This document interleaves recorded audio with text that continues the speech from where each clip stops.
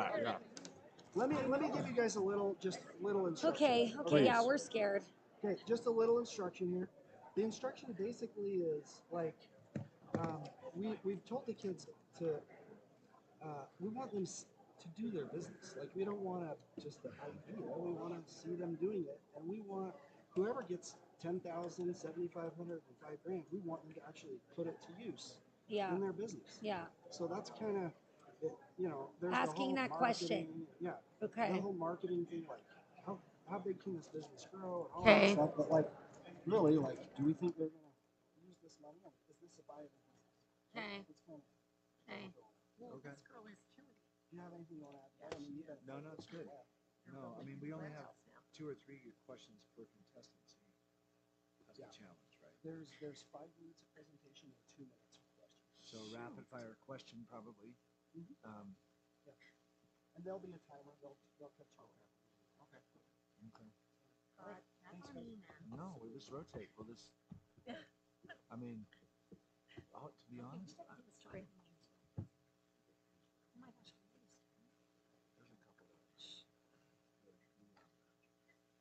there's a couple of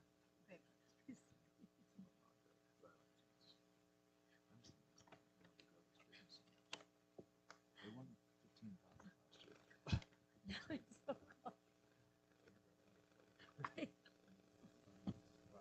But they've got decent distribution. They got decent distribution, and I think it's cool that totally work. That's got a nice personality to it. It's a good story behind it. That was a challenge last year because you have to do the years and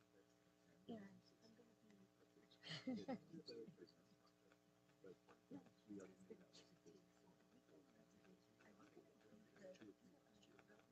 The business tracks, but it wasn't necessarily That's incredible.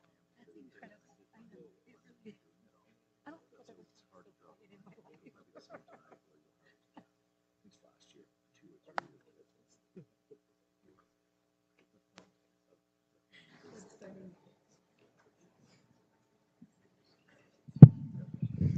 Thank you, everybody, for making it out tonight. We appreciate you taking time out of your day to come and support InvestNest.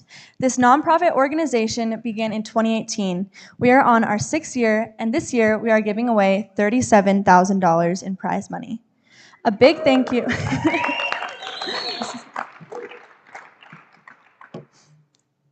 A big thank you to our sponsors, especially our title sponsor, Zions Bank. Now, let's introduce this year's honorary judges. Lizzie Heaps is an influencer with a large audience on Instagram.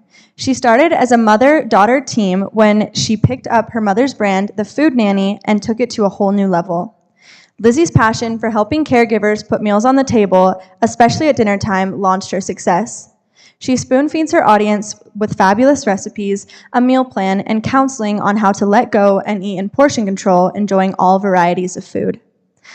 Lizzie shares her love of baking with an ancient grain called kamut and French salt, where she once a year takes 80 lucky fans to France and she shows them how the salt is harvested. She has chickens, dogs, cats, and a house full of kids, 4 in all, and a hardworking husband who supports her daily. Join her as life happens daily with loads of encouragement and love.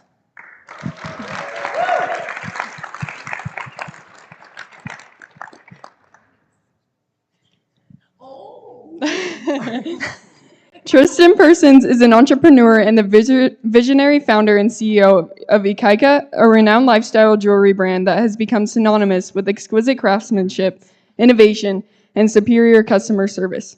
In 2017, he launched his initial collection of spoon rings, which he had been crafting for years. The collection sold out instantly, leading to the creation of his highly successful ring business. Since then, Tristan's unyielding commitment to excellence and his innovative marketing approach have propelled his brand to new heights, with every subsequent collection selling out within minutes of release. He has cultivated a loyal and passionate community of customers who are captivated by the meticulous attention to detail and superior quality of his jewelry, as well as the brand's unwavering commitment to customer satisfaction. Tristan's innovative brand building strategies have been recognized by numerous media outlets, including Shark Tank, Forbes, and prominent social media influencers. He has taken great pride in seeing his jewelry adorn individuals who share his passion for life, and is dedicated to inspiring others to pursue their dreams and live life to the fullest.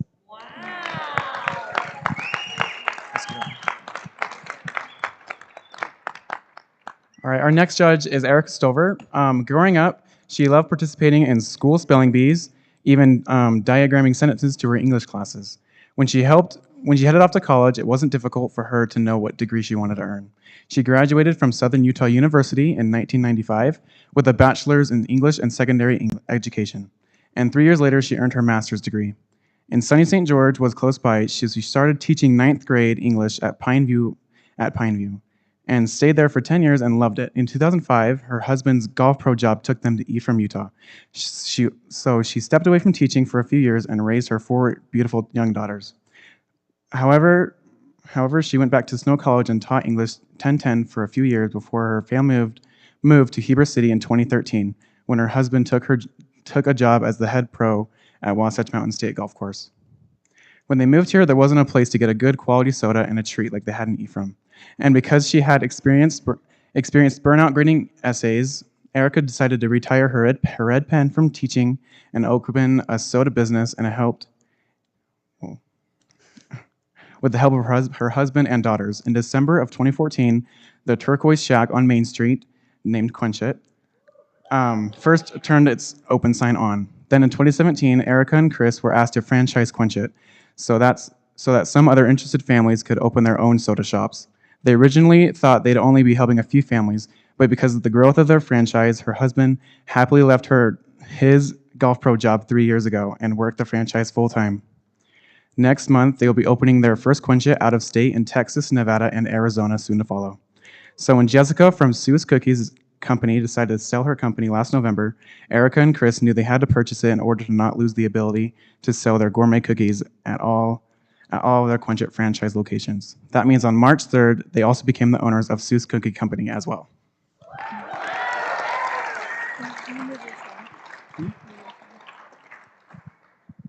And last but not least, we have Todd Santiago.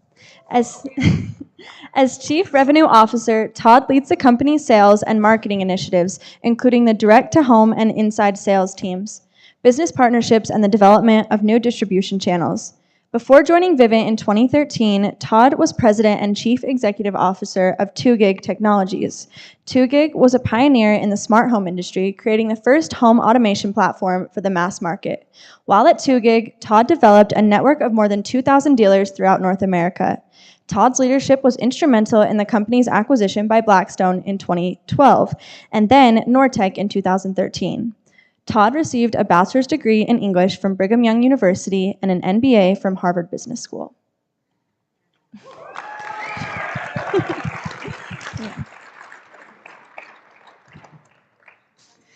Thank you to our judges and our sponsors, Ball City Basketball Academy, our statewide title sponsors, Zions Bank and Benlock Ranch. Please welcome our first presenter of the night, Drew Wimpy.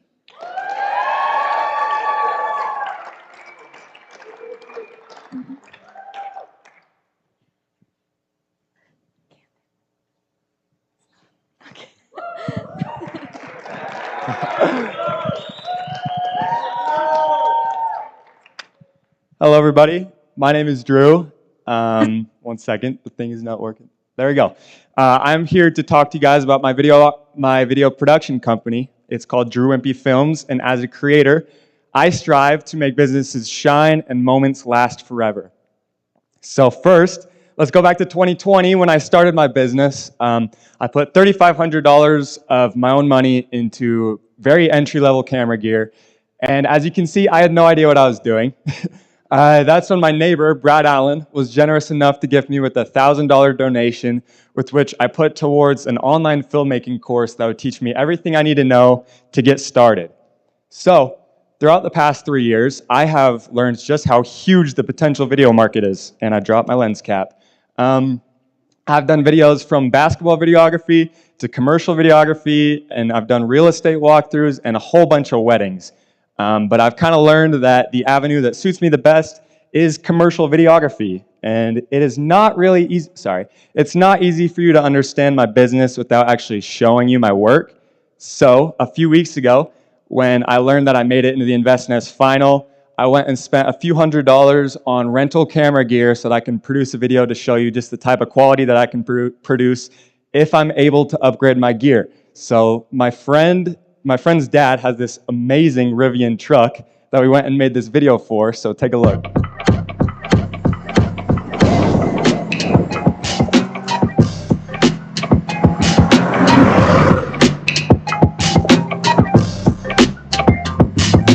Introducing the Rivian R1T, the all-in-one emission-free adventure vehicle of the future.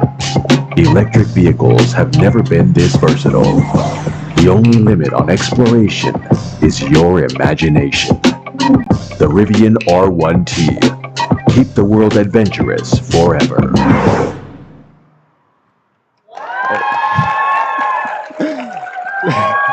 Thank you. So now that you've seen my work, here's the revenue that I've made since I started my business. And as you can see, when I started in 2020, I pretty much just did a bunch of work for free to build a portfolio. But as the years have gone on, I've kind of started to build some traction. And this year, I am on track to make around $12,000 to $14,000, but my goal is to make $8,000 because I'm leaving on a mission this coming August. And I'll talk more about that mission in just a second. But first, here's my 5-year post-mission plan. When I get home, I'll be moving up to Logan, where I'm gonna jump straight into a big social media advertising campaign to get initial traction. And in year 2 and 3, that's when I'm gonna start hiring on production assistants for my company and a full-time video editor. And in years 4 and 5, that's when I'm gonna try to pivot to more of national work, higher-end, high-paying jobs. And by the end of this 5-year plan, I will have a full production company. So that's the goal. So what do I need to make this actually happen? The first thing that I need is I need to upgrade my camera gear. Camera technology is always changing and upgrading. So if I were to upgrade it before my mission, it would be kind of a waste of money, honestly. So I'm going to wait till after. But if I were to upgrade right now, I'd be looking at a Canon R5, a couple lenses, and just other things right there. So the second thing that I need is I need a marketing budget and I need education on marketing. I've had some success with social media in the past, but I want to learn how to run like an advertising campaign, and I know exactly who to turn to. His name is Parker Walbeck, and he has a marketing course that I want to buy. He's the one who I bought the filmmaking course from back in 2020, so I've seen just the type of value that he can provide, and I know it'd be very beneficial for my business. So I know what you're thinking about the mission. It might just get in the way of this, but let me tell you my plan. I've been looking into a 24-month CD that I'll put all the money into while I'm out. And as a money-making method, I've been looking at Shutterstock. It's a stock footage website that I'll upload a lot of my footage onto for potential profits. But the most important part of the plan is actually in the mission itself. So let me introduce you to Kennedy Cowley. She is a recent Wasatch alumni who had a videography business before her mission. And when she got out on her mission, she actually spent like the entire time doing social media and video work. So she was able to upgrade her skills in new ways. She was able to learn how to run a team and even ship out her gear from her home. So I believe that I'll have similar experiences to this. And so that by the time I get home, I can jump straight into my 5-year plan and hopefully make this business into a full-time career for me and other people in the future. So thank you guys. So. Thank you. I think it's question time. Okay.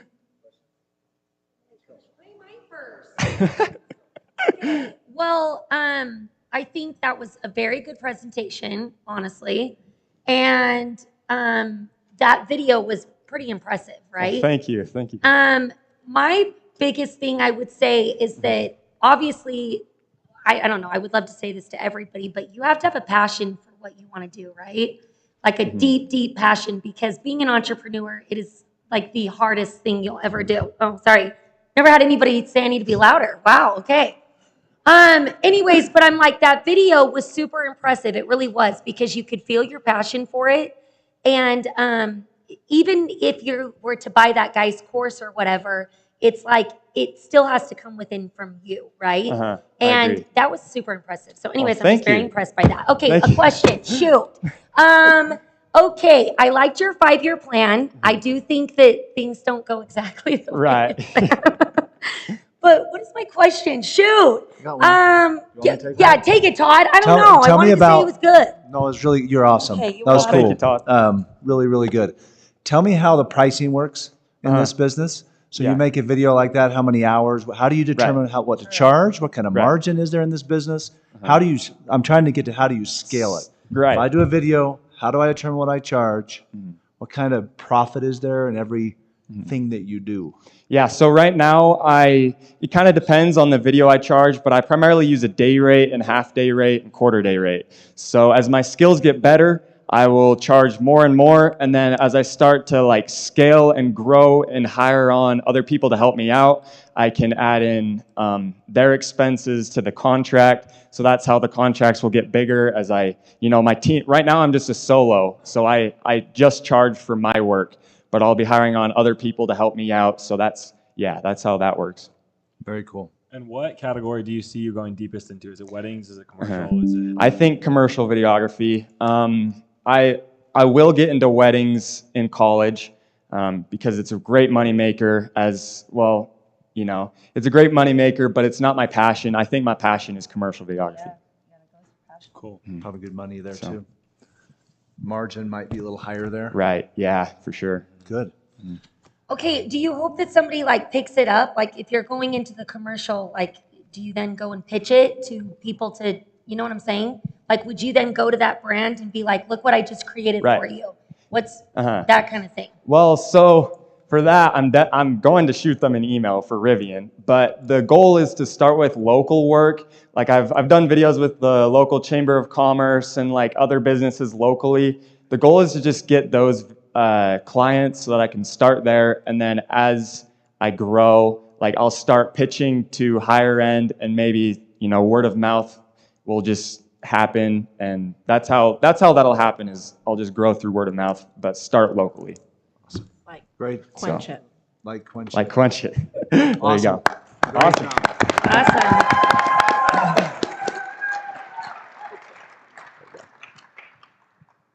Thank you, Drew, for that amazing presentation. We can't wait to see your next video.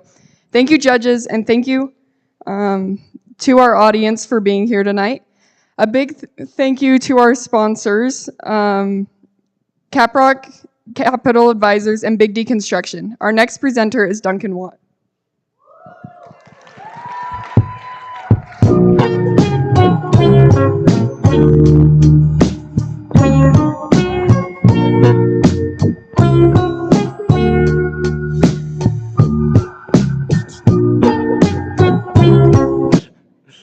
Ladies and gentlemen, my name is Duncan Watt. I am the owner of Vice Versa Game Sets. I sell 9 Square game sets. So this is 9 Square. The object of the game is to stay in the center of the square as long as possible. You get out if the ball falls in your own square and you have to hit it. You have to hit it up out of your square, and if you hit it and it falls outside of the frame, you're also out, at which point you go to the back of the line and circle back in. And so last summer, we had a big family reunion at my house, and it's that type of family reunion where there's like 100 people there. They're all random third cousins you never heard of, and you're all kind of standing around awkwardly. And so we borrowed this set from a neighbor, and I was amazed at how everyone started playing and everyone just loved it. All shapes and sizes of people are playing, and people that 5 minutes ago were strangers are now having fun, laughing, making jokes, and enjoying this game. And I'm like, man, this is an awesome game, but in order to own a set, I'd have to go and buy all the materials and buy everything individually and then put it together, and that's just a hassle. And so I saw the business opportunity, and I'm like, I'm just gonna sell it as 9 Square for people. And I just love playing games with my family, all types of games, including outdoor games. So it's also a business I'm passionate about that I've been working on.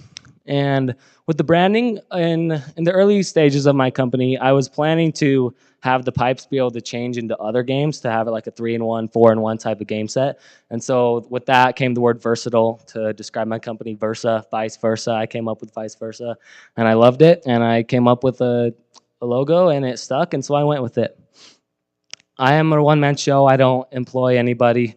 I buy everything myself. I cut all the pipe. I put it together and I sell it. And as of last week, I'm 18 years old, so I can get an LLC in my own name, and that's what I'll be doing in the near future. It cost me $300 to make a set. I mark that up by 100% and sell it for $600. I can also add on rubber feet to put on the bottom so that it doesn't mark up gym floors, indoor services, things like that. And also in the future, I'm looking to add in on a bag that you can carry everything in. So for ease of transportation, add in a pump that I include with a ball. And also I can paint sets any color. I've done that once before, and it took a crazy amount of time. So that's something I'd like to implement further down the road once I've grown the business a little bit and have a more efficient way of doing it. I've done $2,950 in lifetime revenue, and I still have upwards of $4,000 ready to be sold this spring in inventory. The target market for the classic PVC pipe 9 square is schools. It's a great investment for schools that it'll last forever, very robust for PE classes or student government activities to use. And so to market that, I've been reaching out to schools, but I've been contacting athletic directors, principals, student body presidents to buy from me. But what I've learned in marketing to the public is that they prefer ease of setup over quality of gameplay every day of the week. They would way rather be able to set it up easily than need 4 or 5 people to set it up, even if it is a nicer game. And so to market that, I've been posting on Instagram, Facebook, things like that. The value I add to the market is that I'm the only person that sells it as 9 square, as I mentioned. If you don't buy it from me, you're buying all the PVC pipe yourself, you're buying the ball, you're buying the bungee cords, you're buying everything. The bungee cords just to hold it together for storage. And this connects large groups of people. You know, you got cornhole, spike ball, ladder ball that are awesome for 4 people, but 9 square is super fun and engaging for 10, 15, 20, 30 people, and that's how big group sizes are oftentimes. In terms of marketing in the future, I want to sell to any and all gatherings of people outdoors. Whether pictured on the left is Wasatch County Fair Days, I'd love to sell there, as well as fairs all across the state. I could sell at a higher price point to Dock of the Bay that they could rent out to Deer Creek visitors, KOAs, Campground of America. Those are kind of like organized campgrounds. And that's perfect. That's prime conditions for 9 square. And I'm also looking to go into like RV trade shows where people who own RVs are buying, trading, and selling. So a business like myself could go and sell to people who already love to camp things to do while you camp. And of course, I'll also continue selling just to the public with, as I mentioned, the cheaper game that's easier to set up. Short-term goals for me are to sell out of the current inventory I have. I have 8 sets ready to go, like I mentioned. And long-term, I'll be going on a mission this July, and the business will keep going while I'm on my mission. I'll pass it off to my little brother, but and then I'll keep going on it when I get back. I'll continue to expand the business and maybe make it into the 3-in-1, 4-in-1 type of games that I was talking about. And so those are some of the things I'm looking to do long-term with the business. Thank you, guys. Questions?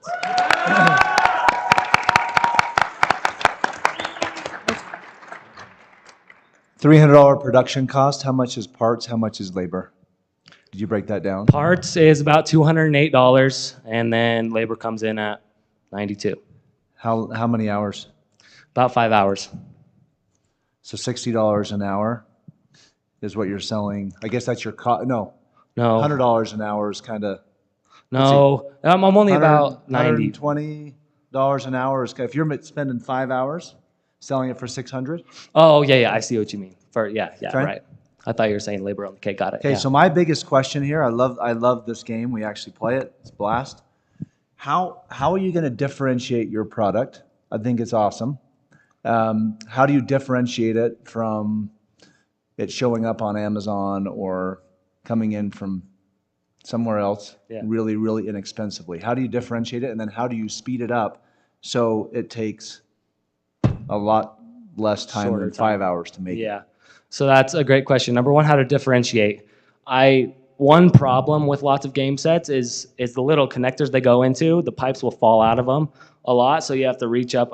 Have you experienced playing that? You'll have to reach up and put it back in, and that's super annoying. So I want to modify that system. Maybe have like the little, like on crutches, you'll have like little things you push in, then it clicks to the next thing. Do like a system like that so that it literally can't come apart.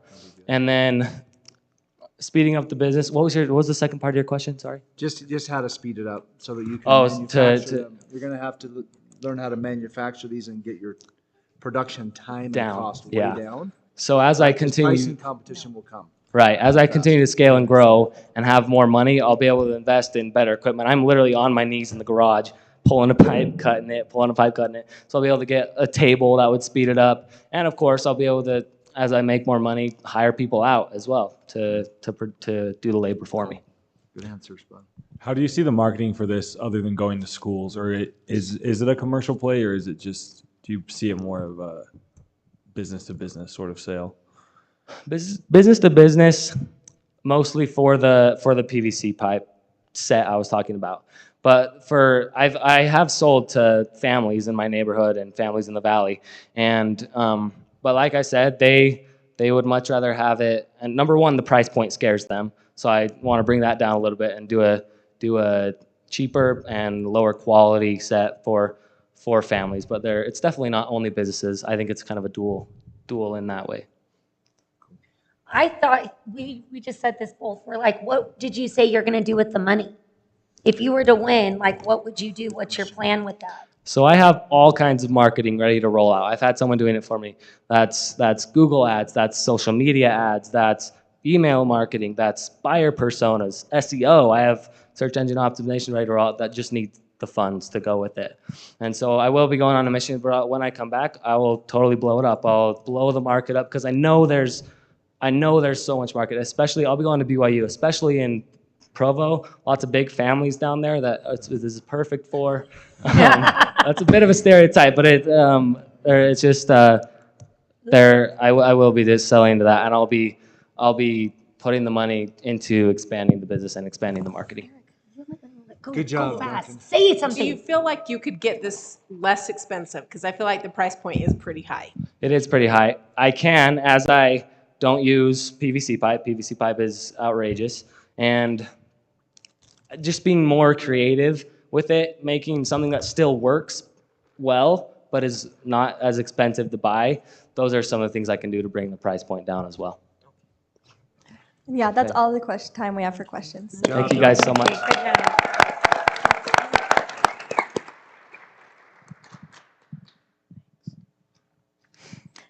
Thank you, Duncan, for your presentation. I bet we'll be playing all summer long. Thank you to our amazing judges for being here tonight, and thank you to our sponsors, Costa Vida and Davies Allen. Our next presenter is Ryder Lloyd with a great presentation for you. It ain't for the money, and it sure ain't for the fame. Do you want me to click it for you? And believe me, it ain't ever been easy to play this game. How's everybody doing tonight? My name is Ryder Lloyd. I own Timpanogos Livestock LLC. My main goal is to breed and raise high-quality show pigs that will excel in competitions nationwide. By providing show pigs to the youth in programs such as 4-H, FFA, and others, I hope to provide pigs that will not only provide positive learning experience, but just give people a good time. In my investment actions, I'll go out and buy 4 sows at an average of $1,500 each. I'll buy 4 farrowing crates, and along with that, any additional items that will be used for breeding farrowing piglets. My goals of growing the operation, I want to start out with 4 sows, like I said, and then breed and farrow them. Each year, I'd like to add an additional 4 sows. By keeping the elite gilts from the previous litters, I'll be purchasing 4 sows every year, and by 2024, I'll have 8 sows, 2025, 12 sows, etc. At year 5, I will start to cull my oldest sows, and every year I'll be continue to cull 5-year-old sows. By 2023, I'll have 4 sows, be farrowing 8 litters a year. By 2024, I'll have 8 sows, 16 litters, and 2025 I'll have 12 sows with 24 litters, and by 2028 increase to 20 sows, and we'll be getting 40 litters, and it just goes on from there. By 2030 I'll have 20 sows, and I'll be farrowing 40 litters. The cost to raise a sow is around $1,100. Vet bills will be around $126 annually. Boar semen is $500 a straw, just averaging. And then the total would be $2,726. My holdover sows, the sows being raised to breed in coming year, they are approximately $800 a year until the production is at 1 year old, and $50. I'll be getting $50 per piglet to wean. I'll be getting 20 live piglets a year, and the total cost for farrowing will be $3,726. Cost of sow and piglets, creep feed, medicine, and so on and so forth. Sows have an average 12 to 13 piglets per litter, with an average loss of 16 to 20%. 80% of the surviving piglets will be marketable to be sold online, and 20% of the meat coal piglets, averaging $250 each. 8 marketable piglets per litter sell conservatively for $1,500 each, and the 2 coals sell for $250.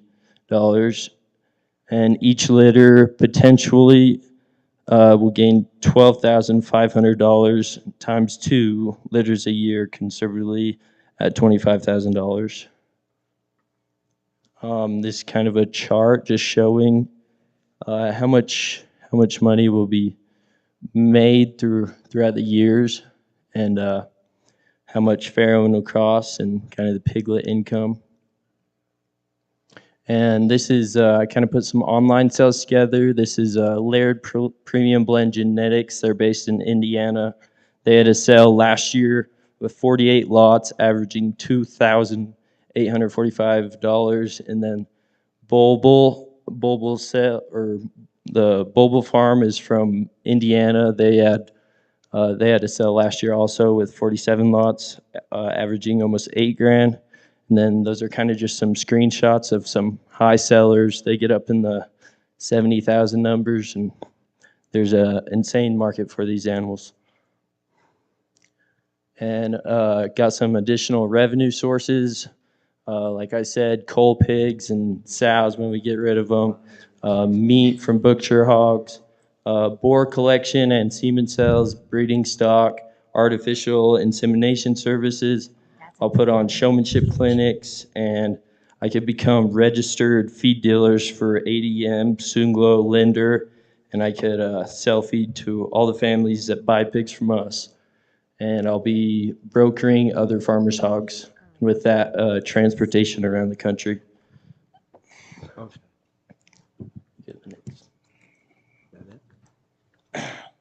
These are kind of some pictures. As you can see, we've pretty much made it all around the country. That's one of my favorite ones at Mount Rushmore. That's my Duke pig in front of the presidents. You don't get to see that every day. So, any questions? Yes. That's really cool.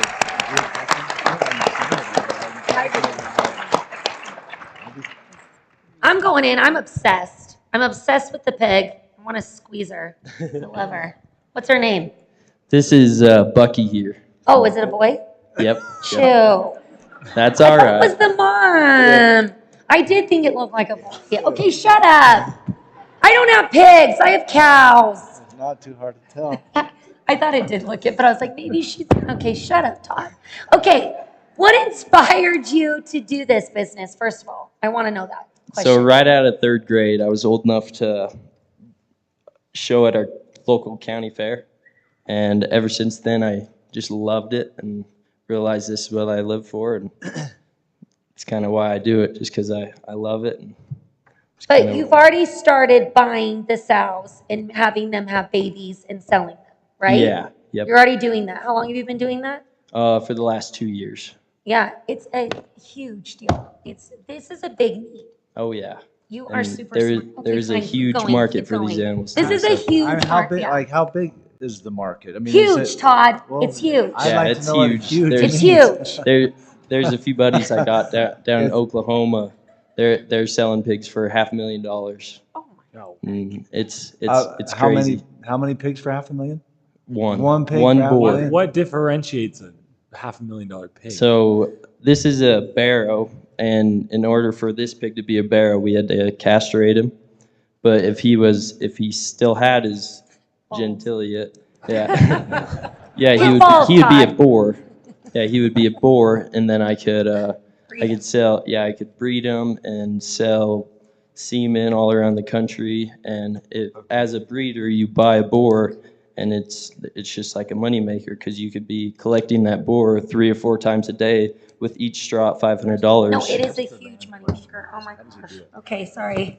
Ask your land question. Pigs get me crazy. Thank you. We're about out of time. Sorry, Erica. Wait, we got one more. We got Well, I another was just gonna say, question. this is going to take a lot of land to do this. I mean, how do you see? Do you I'm- have the land to do this? Yeah, I'm actually, I was fortunate enough that my grandpa built my dad a pig barn when he was 8 years old. And we've adapted and we've changed the pig barn up to how we like it. We got 16 pens in there, and we could take them all out and put farrow in crates when we have our mama pigs too. Okay. So, yeah, we got the barns, and if we need to build some more barns, Okay. so be it. Wow. Good job. Thank you. Thank you, Ryder, and thank you all for coming tonight. Remember, you guys get a vote for your favorite presentation. We would like to thank our sponsors, Davis Concrete and Dorius Dental Design. Our next presenter is Danae Sanchez. It's time. Are you ready? Yeah, yeah, okay, let's go. Run, bulletproof, run. Yeah, you got it. Run, run, bulletproof, run. Yeah, you got it. Run. Hello, I am Danae Sanchez. I'm a senior here at Wasatch High School, and I'm so excited to be here. So, these is what I'll be going over. So, I want to bring boba here into the valley. So, this is what I'll be talking about. So why boba? And then my short-term goal, when and how, my business concept, and then my finances and long-term goal. So why boba? Why not? People have to travel at least 30 minutes either to Orem or Provo or even further, even to Salt Lake, just to be able to get a taste of this delicious treat. And so why not bring it here into the valley? We can add more diversity into this growing community and have a place where we could, relax and study and for people to work remotely from too. Since we don't have that here, all we have is Starbucks and the public library, which aren't very good choices. And so for now, my goal is just to bring in boba, introduce it into the community.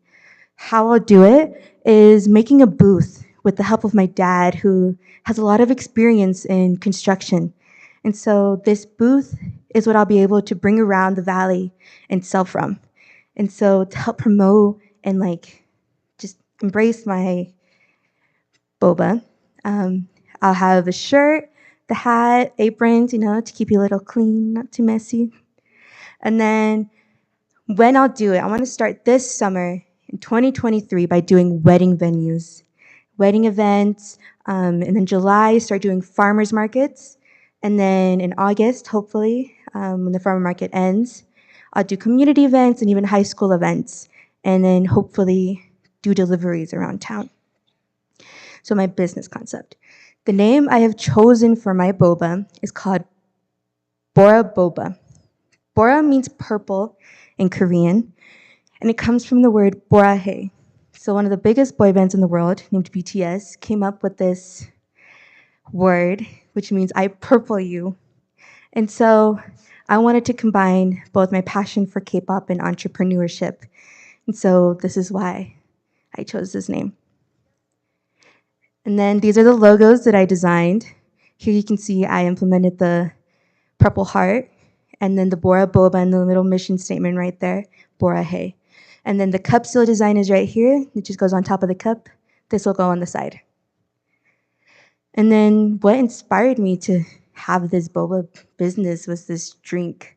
It's a mixture of the butterfly PT, which is on top, which makes the purple color. And then you can add any base drink you want.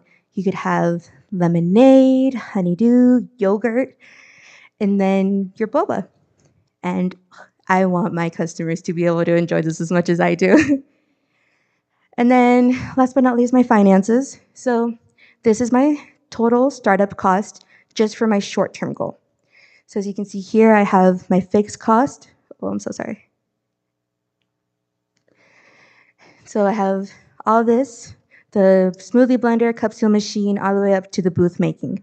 So that totals out to be $2,395.60. With the insurance, it comes out to be $2,495.60. And then the total startup investment, it includes the emergency fund and then the fixed cost for the first 3 months. It's $3,395.60. Now, I know this isn't as much as what others are competing for, but if I had the funds, I would have done it already, which is why I need this $10,000. So $3,000 will go into starting it here, and then $7,000 will go into my long-term goal, which is to open up the Boba Study Cafe here in Heber. Have a place, a cozy environment in which people can come in, work, or just even hang out with their friends and enjoy a tasty treat. And yeah, that's it.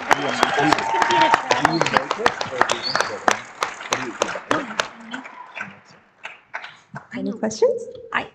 I did want you to tell me, can we not say how to make it? I did want to know that. Do you make it, Yeah, or do you they buy make- it and sell it? So you can make it. Do a It's powder and yeah. So Is you your business to make it or to buy it and resell it? Or buy it both? and resell it. Oh, Okay, you're not going to I've make never it. You're seen going to buy it, resell it Yes. in drinks.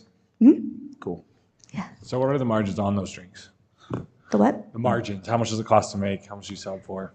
So to make it, to sell them, I would start off as $5.99 just to have a drink, and then 50 cents more for the boba that they want. There's different types of boba. You could have the normal boba, strawberry popping boba, mango boba.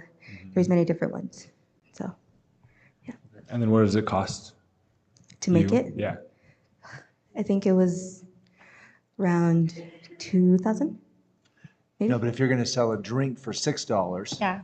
Is it like to make the $8? drink, is it like the cost to do it maybe $3, $2?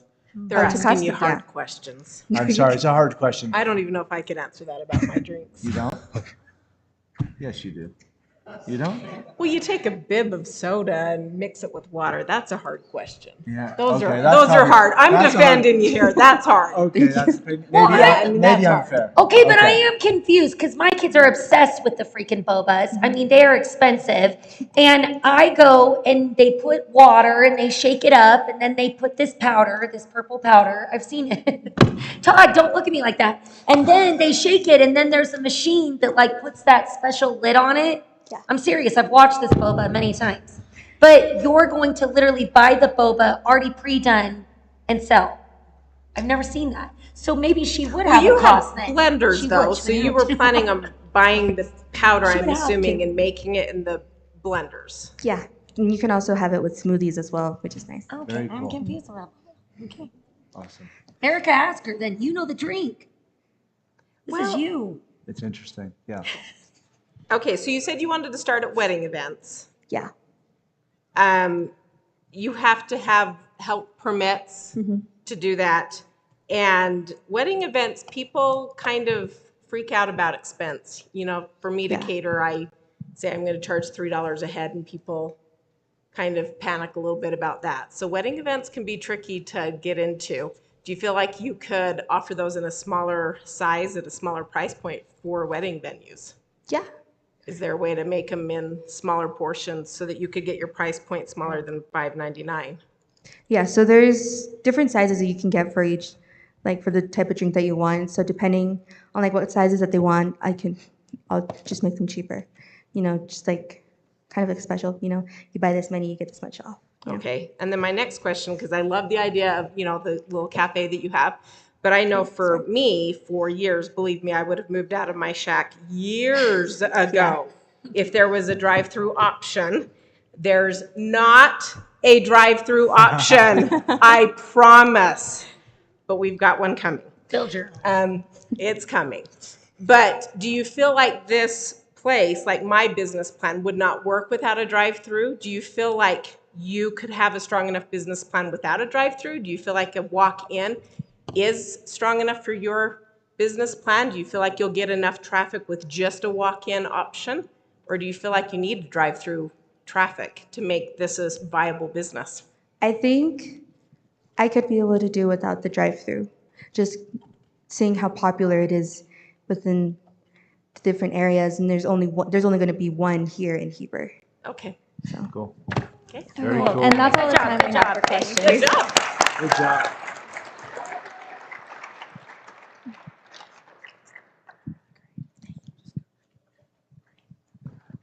I need the clicker.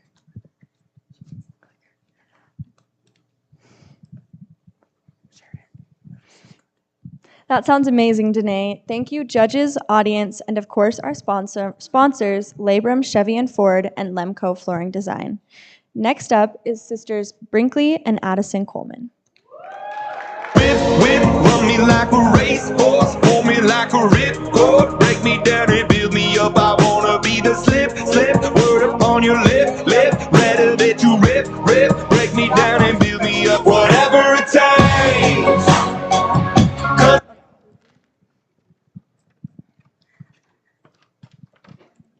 Hi, I'm Brinkley Coleman. And I'm Addison Coleman. And we are sisters, and we have a business called Soak and Cozy. It is a bath bomb, shower, steamer, and car freshener business. We started back in 2020. We mainly are on Instagram and Facebook, and also can be reached out to through text. This is also our business card. So basically, we both wanted to own our own business, kind of feel what being an entrepreneur is like, and obviously earning some extra cash. And we actually were sitting in our dad's truck one day, and it stunk. And I don't know what it was, but it stunk. And I don't know if it was him or if it was the truck, but both of them were stinky. So we needed something to resolve that. So we decided to give him a car freshie and a bath bomb, and sure enough, the smell was gone, so it did something to him. So with our bath bombs, we have certain ingredients that we put in them to make them bubbly, foamy, and they're very good for your skin. We use coconut oil that softens the skin. If you want a bubble bath, just put one of them suckers in, and you'll have a bubble bath. We know that the food nanny. We know that you love cows, Fanny and Goldie. I also love cows. I show steers at our Wasatch County Fair every year. And one year, we're like, we need to get our steers' hair to grow. It's not growing. We don't know what to do. Then we remember that peppermint is a hair growth product. So we put our peppermint bath bomb mixture in our soap dispenser and washed our steers with it. And the result was we had lots of hair growth, and they smelled and looked so fresh for fair. We will. So like I said earlier, we're basically just on social media right now. We also collaborate with Coleman Auto Detail. She cleans cars, and she puts a freshie in every single car that she cleans, and that has really helped get our name out there. We also have done donations and charities. You might know, like the Horse of Many Colors. We've also donated to the police department. And then we do monthly giveaways, and that has also really helped get our name out there and people to know our product better. With our bath bomb and shower steamers, we offer 12 cents and 3 shapes, round, square, and heart. With our freshies, we offer 10 cents and 12 different shape options. So with our bath bombs, you can get them 4 different ways. There's an individual, which comes in a package or a mesh bag. And then there's a 3-piece, a 6-piece, and a 9-piece. And then with our freshies, you just get them individually. For bath bomb and shower steamers, it costs us typically about 66 cents to make the bomb, and then an additional 80 cents to package it. And then with our freshies, it's like $1. That's baking the freshie and packaging. So our financial history, as you can see, has really grown over the couple of years that we have done this. In 2020 and up to 2022, our gross revenue has more than doubled. And to date, we have sold about 2,400 bombs. And to date, just in the first year of doing Freshies, we have sold over 1,000. Good job. Good job. In our first round, one of the judges, Jamie Ball, gave us the idea of maybe doing W's because we're Wasatch and we want some Wasatch swag with it. So we found some W's that go into our bags really well, and we have been able to sell them to various of our students around, and they've been able to support our business and also support Wasatch. And these would also be really great for fundraisers in the future. For our future, we really hope to get a business license and a website up and running. We also hope to figure out shipping so we can expand more than locally and get our name all over. Also collaborating with other businesses, partnering with them, and figuring a business deal out with them, and possibly some future product ideas to sell for Soak and Cozy business. Thank you. Good job.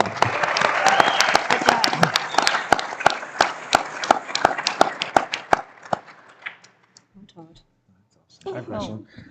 So I see with a product like this, I think brand and community is going to come in stronger than almost anything else when it's a product that is out there and that other people are selling. What do you see as your plan to create a stronger like brand and community? Because I see like if you can really click there, I think you could really go far with that. Just kind of like with our future plans, we really hope to grow it and be able to figure out shipping so we can ship anywhere, not just because right now we're just locally, just because we don't have a business, like a website up and running yet. But our plan is to get like a website up and running and to be able to ship all over. Okay, you girls are darling. You're super cute. Okay, I'm not gonna lie though, I've seen this. And I have a couple of friends that do the same kind of thing. They sent me a cute cow one, and I loved it. It dangled in my car. It was super cute. And I love it. So what is going to make you different? Like you've got to have something that honestly makes you more distinguished and like different than all of these people. Because I'm not gonna lie, I know a few. I know a few. So tell me. I think basically we just want to be able to. We have the determination to keep going and push forward and do whatever is necessary to get our business where we want it to be, and that's putting in every effort we can to make anything better if we can, to draw the eyes of everybody else. Okay, my suggestion, because you're so cute and you're go-getting in the whole thing, is that you should almost find like a scent or a different like print or something that nobody else is doing, right? Like you've got to come up with one distinct thing that's like, you might see these around everywhere because it doesn't matter. There's enough room for everybody. There can be a million food people, a million whatever, right? There's a million people. Yeah. Where are you? It's off. I don't know. I can't hear you. Okay, go say it again. I did spoon rings, which has been done a million A times. million times, right? But there's got to be something that sets you so far apart. Like, guess what? This is the best bath bomb you're ever going to put in your freaking bath, and it's going to bubble your bubbles like no tomorrow. You know what I mean? Type thing. Like, you got to have a certain. Anyway, okay. It's good. Yeah. You're right. It's true, though. It's true. It is. Okay. Thank you. Todd, your turn. No, I'm good. Do you have any questions? Well, that was my question. How are you gonna make yourself different? Because that's, for me, like there are other soda places. So we have to push really hard that we're family owned, family operated, and not corporate. And that's what we try to make to set us apart. So what are you going to do to set you apart? That's what I was gonna say. Like, how are you gonna make yourself different? With our bombs, they're handmade. We handmade all of them. And like I said, we have special powders that we put in them that we believe make them foamier, softer to the touch when you put them in, and just overall better bomb. I love it. You're darling.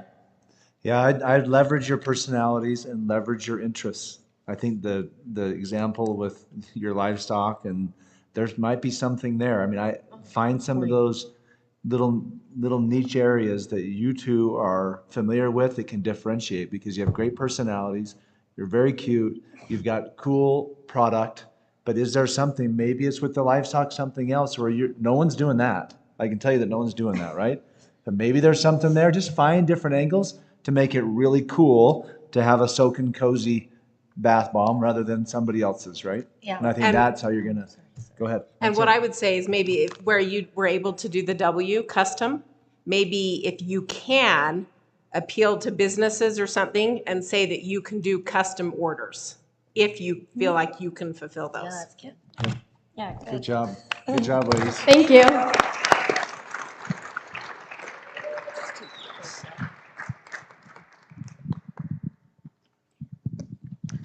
Thank you, Brinkley and Addison, for your presentation, and thank you to our sponsors, Lineview Technologies and MCC Homes. You guys have been an awesome audience. Thanks for coming again. We will have a 10-minute intermission. Enjoy these videos from previous InvestNest winners. Hi, you guys. My name is Ashlyn Frost. I was the 2020 InvestNest winner for my business, I Am Stories.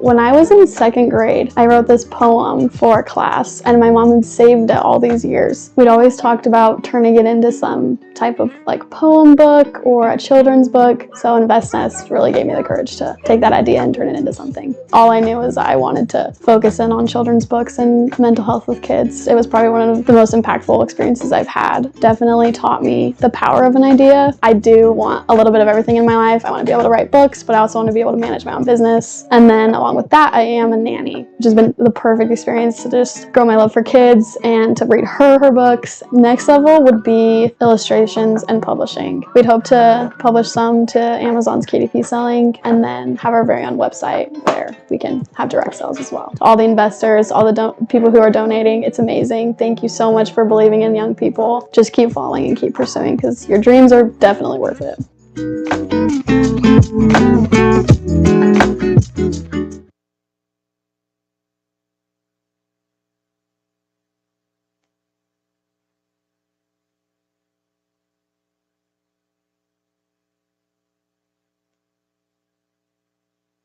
Hi guys, I'm Catherine Smoot. I am the owner of C.A.P.S Films, otherwise known as Catherine Smoot Films. I am a wedding and event photographer and videographer.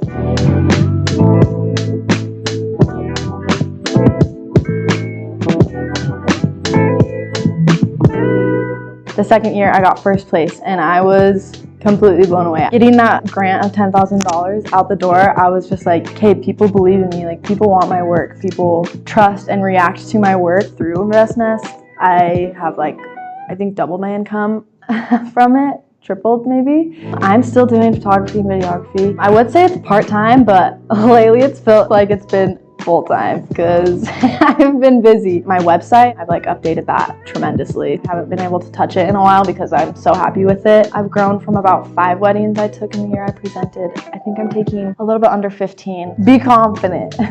My first year I wasn't confident at all. I remember this, I will probably remember it for the rest of my life, but I got up there my first time and I was like, I think I'm a great business, and then I tripped over my words and I was like, wait, I know I'm a great business. And all the judges laughed at me because you have to go up there and be like, I know I'm the best business here. You have to have that confidence. So the second year I went up there and I was like, this is my business. This is what I do. I want you guys to see who I am and like what I do. So that's my advice. Good luck.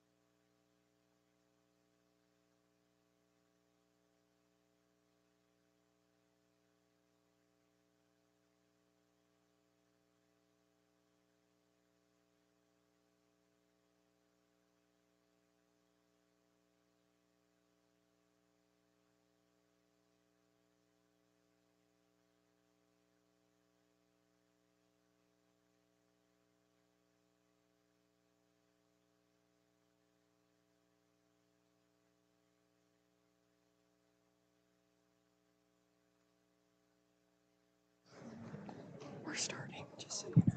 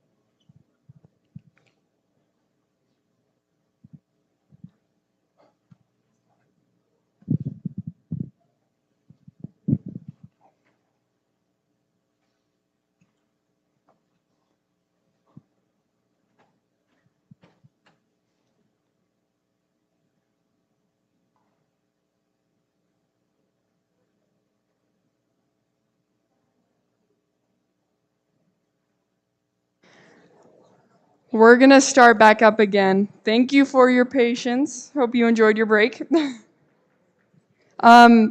Before we start, we would like everyone to join the Wi-Fi so you guys can vote at the end. It's WCSD guest, and the password is @Wasatch, WASATCH. The password is @Wasatch. No, all lowercase, WASATCH.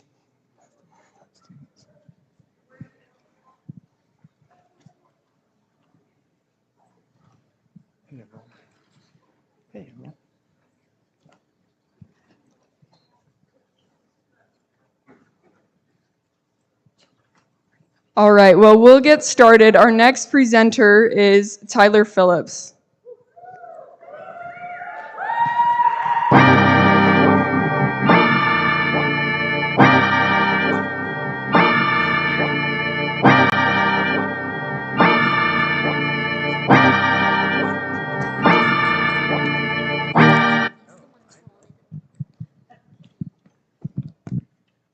All right. Hello, everyone. I'm Tyler Phillips with Ty's Tunes. So when I was 10 years old, I started ski jumping, and I've been doing it ever since. So you fly off a 12-foot cliff, 60 miles an hour, fly through the air for 5 seconds, and then land more than a football field later, 40 stories below where you started. What? So you're crazy. Do you have Oh pics? my gosh. Every time Oh my.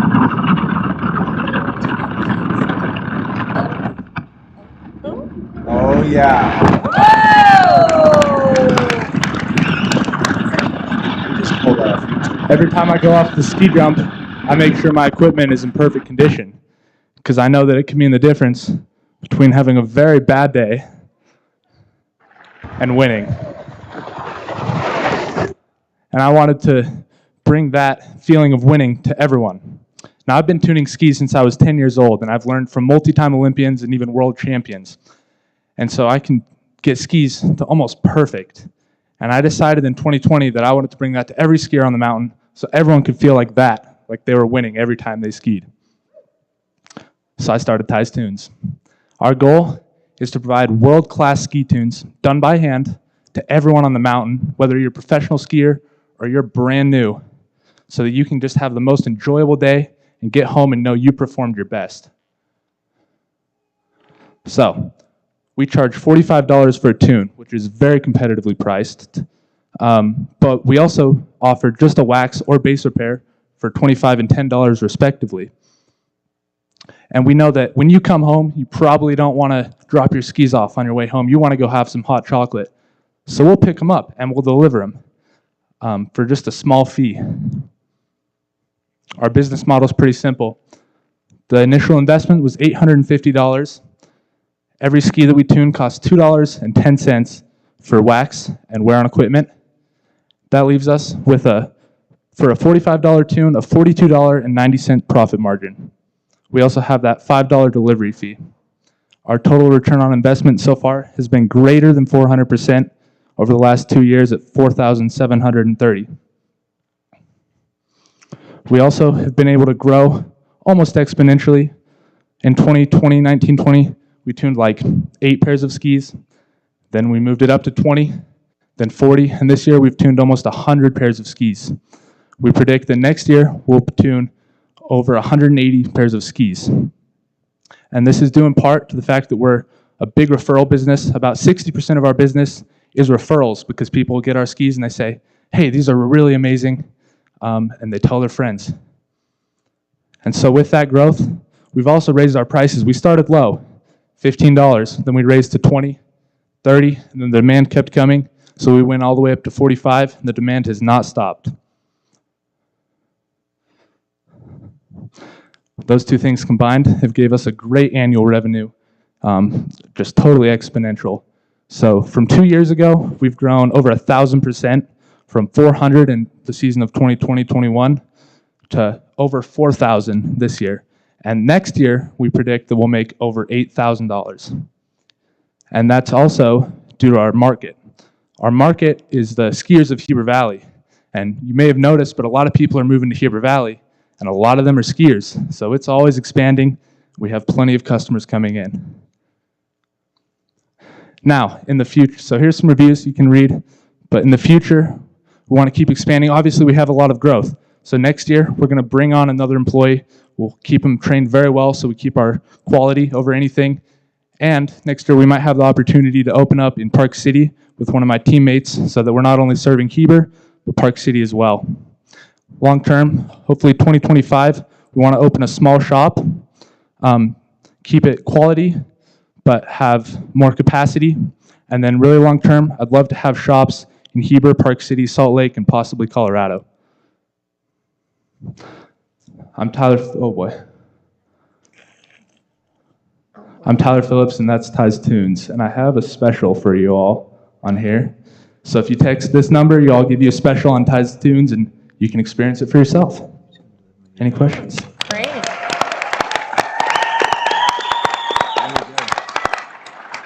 Really cool, Ty.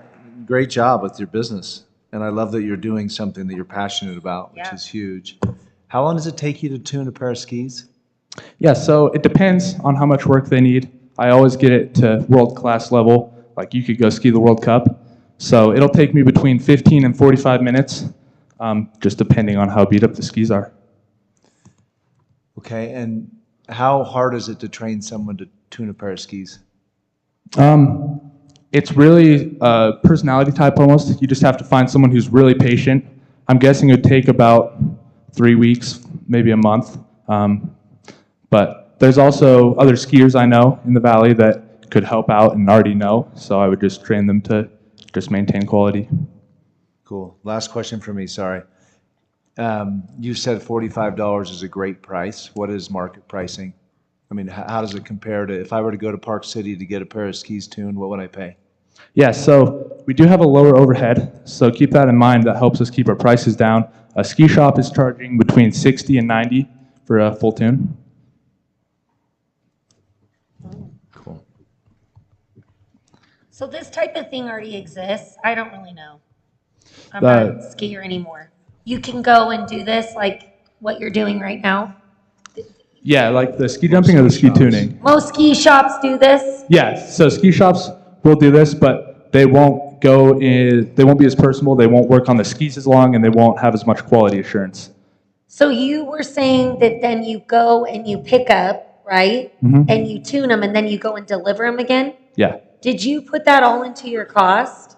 Yeah, so the $5 is about the average for the cost of picking up and delivering. We only do it in the valley. Out of the valley, we can work to pick it up, but almost all of our business is within like 3-4 miles in the valley, so that's not been a problem.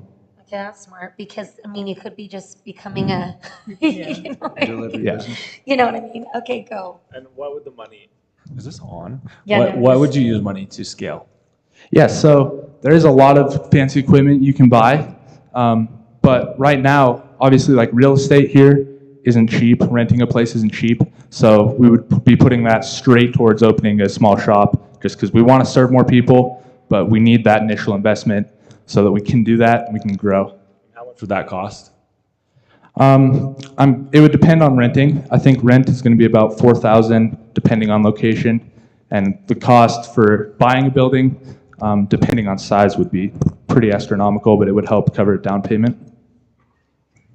I know I don't know anything about skiing, but there are different types of skiing. I mean, you do the hill and there's cross country and all the different types.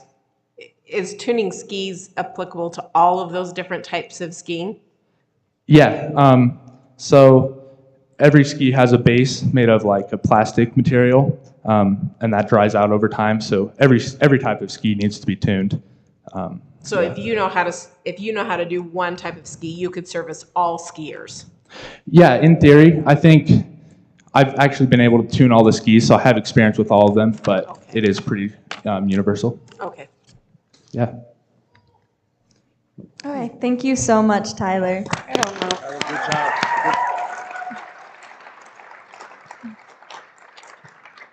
We all know who to call next ski season. Oh, wait.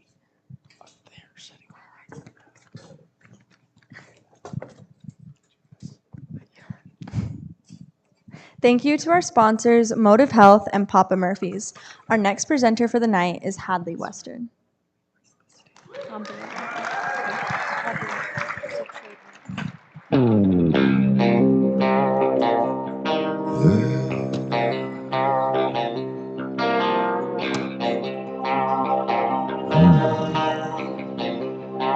I'm a hard-working man.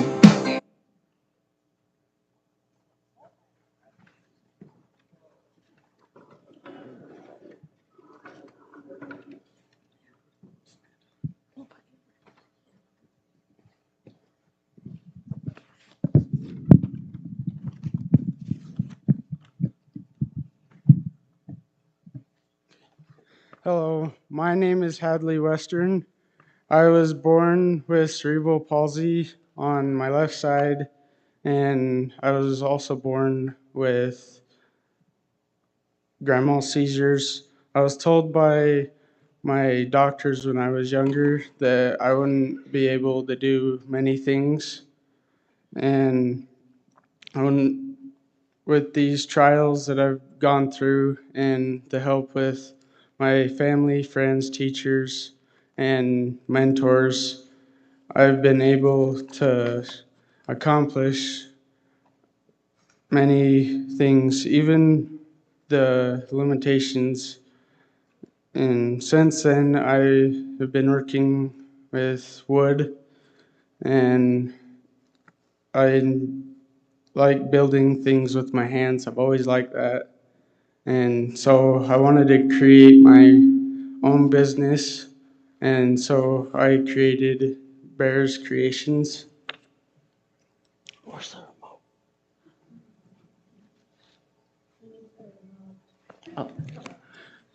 And so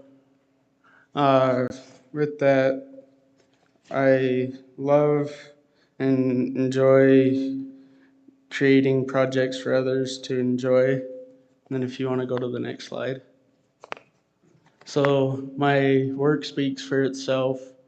In the bottom left, I just barely did this flag. It was for the DWR. I got to go on a hunt, and that was really fun. And then the pens in the middle I've made the past 2 weeks, and those are made out of acrylic like the ones that you guys have. And I also make wood. And then the top one I made for my grandparents, and it's a U.S. Navy flag. And then the bottom one is a war flag that I had an idea of doing it, so I created it. If you want to go to the next slide. So the cost of materials for each pen is about $10 to $20. Hours that it takes me is 2 to 3, and then acrylic is $60 that I charge for, and then wood is $50. And then materials for my flags cost around $100 to $200, And then the hours that I put in are about 8 to 15. And the profit is starting from 150 plus, depending on the size. And then for my signs that I do, it's $20 to $50 for materials. And then ours is 4 to 8. And then profit is 30 plus. If you want to go to the next slide. What I will do with the contest money is I want to get a portable table saw so I can make stuff faster. And then I want to get a bandsaw so I can cut the acrylic blanks. And then a toolbox so I can store all my stuff in it and not having to use part of my brother's toolbox. And then I want to get a Milwaukee drill set also. And then if you want to go to the next slide. So here is my QR code. The link that it'll send you to is the stuff that I built, and I'm posting more every week. And on my flags, I put on there just to call me or text because it's just easier that way, and get a quote for different sizes. And thank you for this amazing opportunity to do this tonight, and thanks.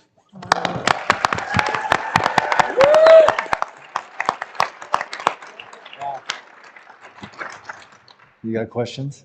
Well, first, Hadley, you're an incredible artist. Thanks. This is unbelievable stuff. I don't really care about the costs as much personally because I think that it's a piece of art. I think you've got a talent that is remarkable. It's actually super inspiring. And so the only thing I would say is I think don't underestimate the value of what you're making because very few people can go do that, right? It's one thing to, there's commodities, there's things that a lot of people can go make, but there's things like this that a lot of people can't make. I'm blown away by what you do. And so the prices that you're charging probably can go up quite a bit, right? Which I think is pretty cool because it's so unique and so well done. I mean, this is first class work. I'm blown away by your talent. It's awesome. So congratulations. So cool. So cool. So cool. It's awesome. Great job. My natural inclination is to say, okay, how many hours does it take to make it? Cost per hour, what are your supplies? Okay, you got to sell it for at least this. Yeah. But in this business, I think it's a little bit different because it's so unique that you can charge what you need to charge to make it work. And I think you're going to find unique buyers that will pay for it all day long. So I love it. Custom stuff you can charge. Custom stuff, it's beautiful. Love it. What questions do you guys have? I'm just going to blow Are most of your work, is it custom stuff or is it? Yeah. So like with that sign and that sign there, I did all by hand. Wow. And I wood burned it all, and that took a while, but it was worth it. Yeah. That's really cool. They're super impressive. Your story was really, that was emotionally, that's inspiring, right? Super proud of you. But do you do the same one over and over again, or do you constantly come up with something new? I constantly come up with something new. When I first started, I've just seen other people's, and I noticed they like to do the same one over and over, and I just want to conquer that and do above and beyond and go different styles. So people, when they see cool signs of mine, they can go, oh, wow, nobody has that. I'm going to get that. Oh my gosh, you are so freaking smart. You really are. Really cool. I'm serious because that is what makes you super different and it makes people want it even more. And the way that you can market that is you're like, look at what I just did, this special 1776, you know what I mean? It makes it more of a one of a kind. And people kind of like that scarcity tactic. They just do. For sure. And so I think that's super genius to be like, this is super special. And it can help then change the pricing of what it needs to be, right? You're not just this set of, this is how many hours or what. Anyways, yeah, I think that's amazing. Genius. You're smart. And Super you're talented. amazing. Super talented. Yeah, I would say really lean into like the storytelling and the marketing. I took spoons Totally. that were 25 cents and would sell them for $50 because I did scarcity and I marketed it as art, and yours is more impressive than what I was doing. So I would say don't underestimate that. Congrats, Hadley. Congrats.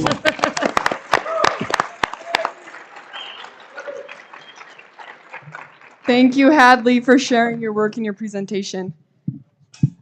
And thank you to our sponsors, My Advice and Probst Electric. Next up is Judd Kelly.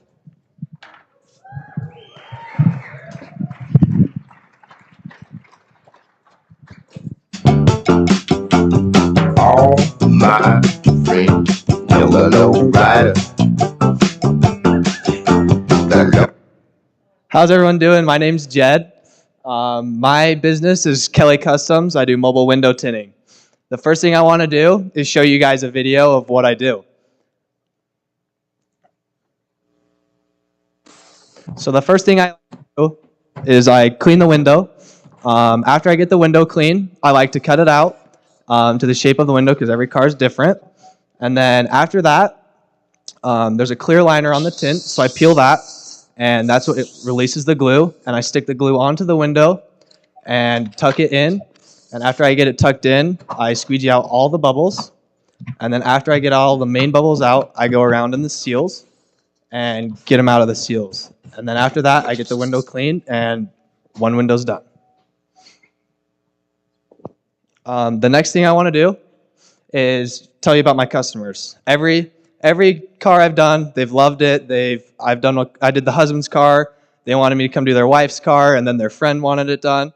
So I started my business in February. I've done about a little over 20 cars since then. And yeah, the next thing I want to do is everyone wants window tint. Every person I talk to, when they figure out I do it, they come up to me, can you tint my car? So it does a lot of things for you, like UV protection, preserving your interior, accident safety, increased privacy, improved comfort, better gas mileage. Let's be honest, it looks fantastic. Why do you think every high school boy wants to get their car tinted? It just brings more girls, you can go on more dates, does it all for you. Here are my prices for everything I do and offer. My marketing plan, go back.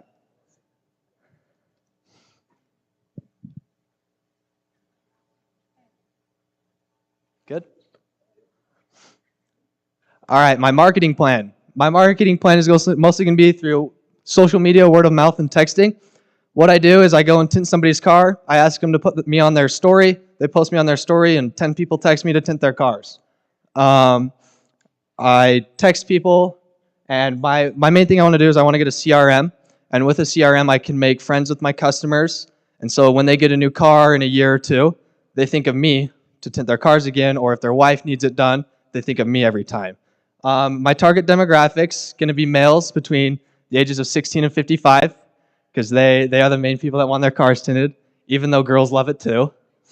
My company metrics, I'm making about $82.71 an hour in profit. My average vehicle takes me about 2.89 hours. My gross revenue is about $4,235. In expenses, I'm about $1,638, with about half of that being tools. So that's a one-time expense. My net profit is $2,597. My plan for growth, my first phase would be to purchase a tinting plotter to increase my speed, being able to just cut the window out with a machine. And then I want to buy more types of tint to offer more stuff, and I want to go to a tinting school, which is about $1,000. And then for my second phase, I want to move into a shop so people come to me, I can be more efficient, do more cars. And for my final phase, I want to scale my business to have an employee. My first year projections, so in net profit, if I do 3 cars a week, it's about $650 in profit, which is about $2,600 a month and about $31,000 in a year. Here's a before and after of a truck I did. And then here's a group of photos of some trucks and cars. And any questions? Good job. Wow.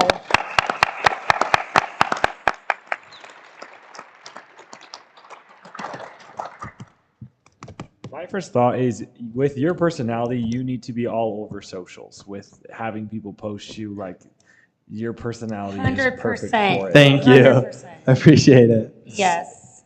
Yeah, that's my thought. Well, and you're very smart to be like, hey, you better do a story for me. This is the world that we now live in. I mean, this is now how I'm running my full business. It's a very crazy, weird world that we're living in now. And so that's beyond genius. It's Thank all you. about referrals and your super cute personality and all that. But does anybody else do this right now or no? So there's 2 shops in town. There's Swags Detailing, and then there's Labrum, but Nobody goes to your house like no this. one goes to their house, and they're charging almost double what I am. That's so freaking smart. Jed, you're so cute. Okay, keep going, Todd. He's so cute. Do you need some kind of insurance to do this? What was that? Insurance. I mean, I so have I'm to pretty- have all sorts of insurances, so I would assume that you have to have some kind of insurance. Yeah, so my buddy, he does mobile detailing, and so he's got coverage on like all door panels and stuff like that. I haven't bought insurance myself, but he has that insurance for like door panels, all that sort of thing, and he's paying like $40 a month. Okay. Are you ever worried about, like, does the tint come off or something? Like, do you I stand by haven't- your product? So I've done over 20 cars. I haven't had any problems with any of them yet. And if I do, they can just text me and I'll come and fix it for them. Does it, to fix it, because I've done it a few times. Yeah. You get little air bubbles once in a while if they're not really good. Yeah. Do you just come out and replace it, redo it? How does it work? So it depends. Like there's some things on window tint that you just have to rip it off and redo that window, or some things you can just grab a squeegee and push it right out. Just depends on what the problem is for it. What about getting into commercial? Like Labrum does it, so car dealerships, is that part of your business expansion plan, would be to get in and perform that service, or they usually do it in-house? I think what a cool thing would be to eventually get a shop and just like get dealerships, because when dealerships start tinting their cars at their places, it makes all their cars look better. It makes more people want to come in to get those cooler cars. So if I could get like dealerships to bring me all their brand new cars and just start tinting those. Very cool. Yeah, because I would keep up the at-home thing. I think we all like easy stuff like that. Like, we're lazy. And I think that people were like, come to us. So that is very smart to be doing that and going to their homes One and of doing the it. hardest thing is like, I mean, it's not a big deal to bring your car to the dealership, but it's like, how are you going to get home? And how are you going to come back to the car dealership when I can just come in your garage, or during the summertime if I'm in some shade by a tree, I can just do it there. Genius. And remind me how long it takes start to finish. A full truck takes about 3 hours, a little less. Depends on what I'm doing. Okay. Cool. I love it, and I love you, Jed. Thank you. Thank you, guys. I love him.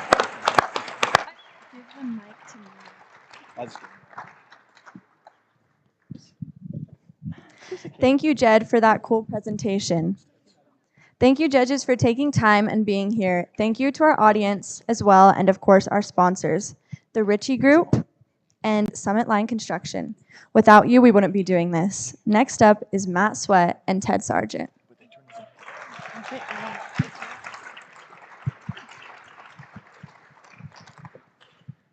All right, hi everybody. I'm Matt Sweat. And I'm Ted Sargent. And this is our company, MT Services. So back in January, we were in our C.A.P.S class, me, Ted, and another one of our buddies, and we decided that we wanted to actually go and make something of ourselves and actually make some money and have something to show for it. So we decided to go and do some snow clearing. Our first job was just one of Ted's family's friends. We went and we cleared kind of their lot of their house. We did a little bit of, we just took the skid steer and the dump trailer and we cleared off their driveway in that area. About the business, it's currently just me and Matt working pretty close to full time, about 3 to 4 days a week. Depending on the job, we'll bring along an employee to help us get stuff done faster and be able to get to more jobs as they come in pretty quick. Some of the stuff we have been doing, a lot of snow and a lot of tree removal. With all of the heavy snow this year, it has brought a lot of business and kept us super busy. And we'd like to get into, or keep staying busy with trees during the spring. We are also registered with the state as a LLC, so we're completely legal. These are our finances. This is our cost and revenue. Our total revenue is right below $18,000, and this is just from January. And then our expenses we keep fairly low, they're right around $3,700, bringing our net profit to right above $14,000. Go back.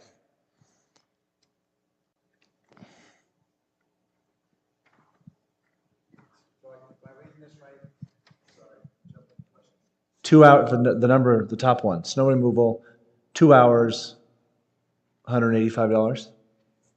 Yeah, so that was the first job we did. So we charge hourly, and then that was an hourly job. And then we also charge per load that we had to go dump, because we do get charged for the load that we dump, and then we have to take in our prices for hauling it and then diesel and all that. Some of our future plans include adding services to our company, because in the winter we stayed super busy with snow and branch removal. So we want to add some services to our company, which include cleaning out some stalls. We've done a few of those this spring, and we want to get into some fence installation and repair, and then as well as hay hauling and delivery, which is pretty big in Heber with all the farming and that sort of thing. And then we both have done a little bit of transport, and we want to keep doing that. So our goals include just some of our short-term goals. We want to identify even more additional services that we can continue to add and grow as a company. We want to grow by 10% each month this summer. It's kind of, some would say it's ambitious, but we believe that it's very doable, as we are, we're going to be getting out of school. We're going to have a lot more time on our hands, that type of thing. And then we really do want to develop a good complementary service that we can really narrow down in and continue as a niche for our summer months. Some of our longer term goals include expanding our income sources, maybe a little bit of passive income. And then we also want to probably go full time. And then with going full time, we want to divide into 2 crews to get more done in a week and in a month, making more money. So this is our business plan, is what we will do with our winnings. 35% is going to go to our equipment, just other things we need for our day-to-day. And then another 35 will be our working capital. That'll be kind of more of our basic expenses, gas, diesel, that type of thing.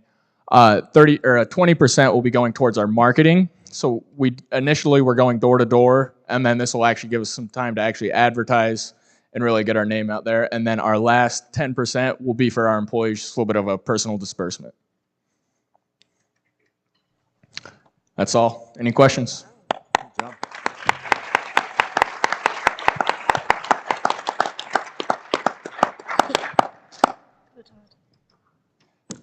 Go, Todd. Go. Okay, go, In your Erica. pictures, I saw primarily residential. So do you see yourself focusing on snow removal and branches with residential or commercial? So it has definitely been more of a residential thing. We've done a couple of commercial jobs. We did a couple of parking lots that we cleared for snow this winter, but that's really all we've done as far as a commercial setting. Okay. What equipment do you have for those types of jobs? So we do have access to a skid steer and then a couple of dump trailers, and that's really all we need for hauling branches. Just throw them in the dump trailer, and then take those away, go dump them, and then we both have trucks, so it's pretty. We have everything we need. That's the equipment we do use. Cool. But Tristan and I want to be hired. We are super impressed. Would you hire me? My gosh, you're already killing it. That's pretty crazy. But Wouldn't hire you. okay, it's been a very what? I'm not sure they would hire you. Well, why would they not? I'm a good time. That is very rude, and I'm a hard worker. I'm sure you. Yeah. Okay, Just we would kidding. get Cokes, okay, on our breaks, right, Erica? We come to you. Yeah. What was I gonna say? Okay, obviously it was an insane winter, right? So I think you marketed a very good, like little niche thing that you got going on. But what do you anticipate? Like, I mean, yes, there will be trees and stuff like that, but do you think it's going to be a challenge for you to find the next hot thing that a lot of people need help with? You know what I mean?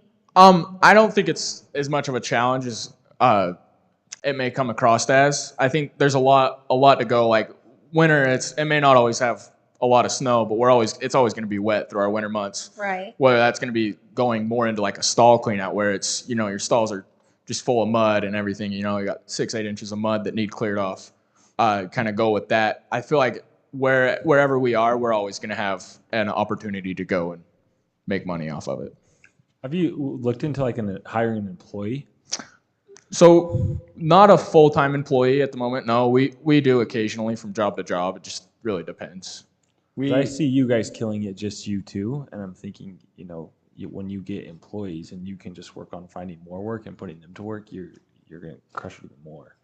The past couple weeks we've been pretty busy. And we've pretty much had another employee with us most of the time, just to do some of the less thinking part of the job.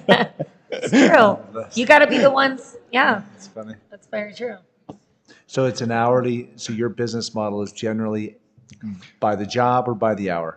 We're more job rate. At the beginning, we were kind of hourly, trying to figure out our price. But now I like job rate personally better. Just it's more. I don't like to think of myself as I'm working for this much money an hour. I like to see, we can do this. Just helps us work faster, get done, and then in the end, it's more jobs, more money type of thing.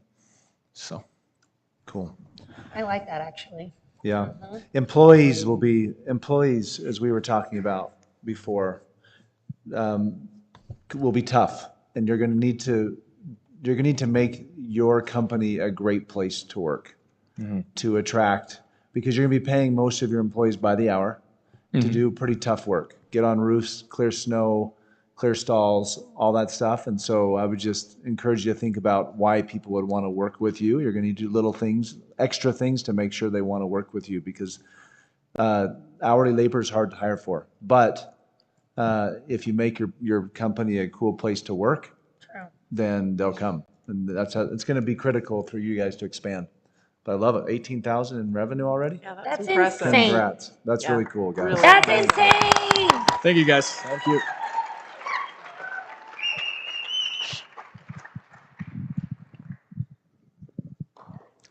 Thanks, Matt and Ted, for that awesome presentation. We'd like to thank our sponsors, U.S. Bank and Xylem Global. Next is a tasty presentation from Casey Woodland.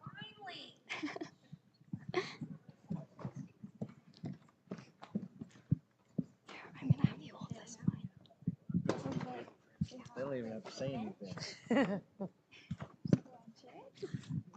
Oh, wow. Thanks.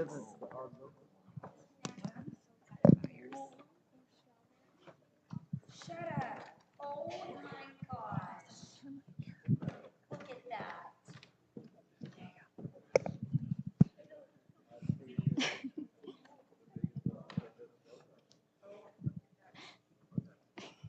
Hi, everyone. I'm Casey Woodland, and my business is Cookie Creations. I want to start by asking a question. What did your guys' beginning look like? My beginning is in front of you guys with this amazing cookie. It has a graham cracker base and a light and fluffy cream cheese frosting, and to top it all off, a fresh strawberry pie filling. This is my signature cookie. I prefer it with the peaches, but peaches aren't in season, so strawberries it is. This is my logo, as you guys can see in your folders. Cookie Creations' mission is creating sweet memories one bite at a time. I want my products to remind you of your first birthday cake that you can remember with one bite of my cake pop, or the fresh cookies that your mom had baking when you weren't feeling so good. For marketing, I've always lived by the saying, help me to help you. So with that being said, I created a cake pop specifically for Invest Nest, which is a cookies and cream cake pop. And how it will work is it will be featured in all of the Guzzle soda shops.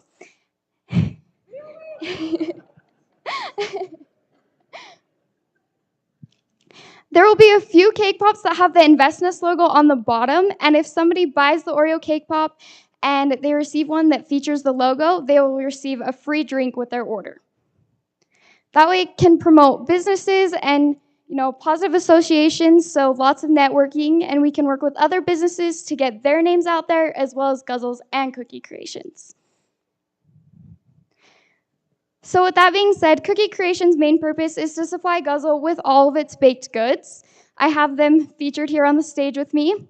So just the regular weekly items, we have a brownie, scotcheroos, sugar cookies, chocolate chip cookies, snickerdoodles, peanut butter cookies, and no-bake peanut butter cookies. We are constantly striving for great tasting products, quality and quantity. Listening to as well as using customer feedback is super important.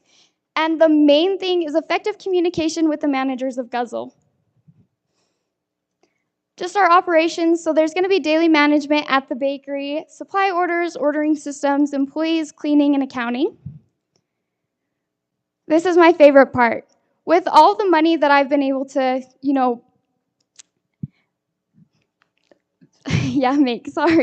I was able to purchase an oven and a mixer and set up a little bakery in my basement for just the time being. This is the plan for our new bakery, which is currently being built. Wait, what? Yes, it's currently being built. It's in my backyard, actually, and it is in the works. It's getting so close.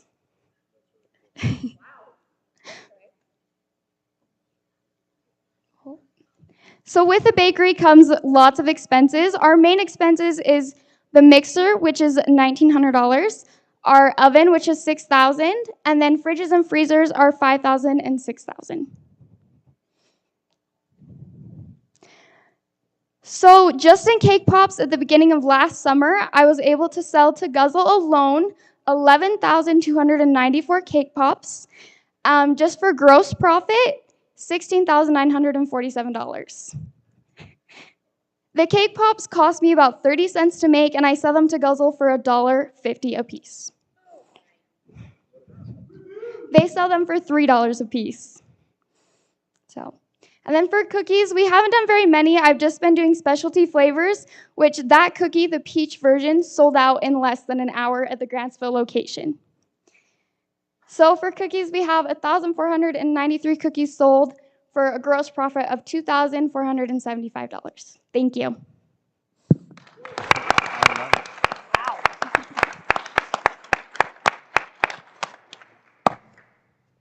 Okay, I want to just talk for a second. My gosh, I got some questions. Okay, it's first of all not made with my flour, so it's not as good. It's not as good, but it is good. This is actually I do love very your good. flour, and I love cooking with it, by the way. Thank you. Okay, now I like you even more. I'm putting a big gold star on there. Okay, but so what is this? Is it a gas station that you said that you're in? Well, I didn't understand that. It's a soda shop. Where? So they have 4 locations: Fillmore, Grantsville, Tooele, and Layton. Right now, they have plans to build 12 more throughout Utah and 4 in Arkansas, and their goal is to just expand throughout all of the U.S. How did you get that deal? So my uncle is part owner, and he tasted some of my cookies and cake pops, instantly fell in love.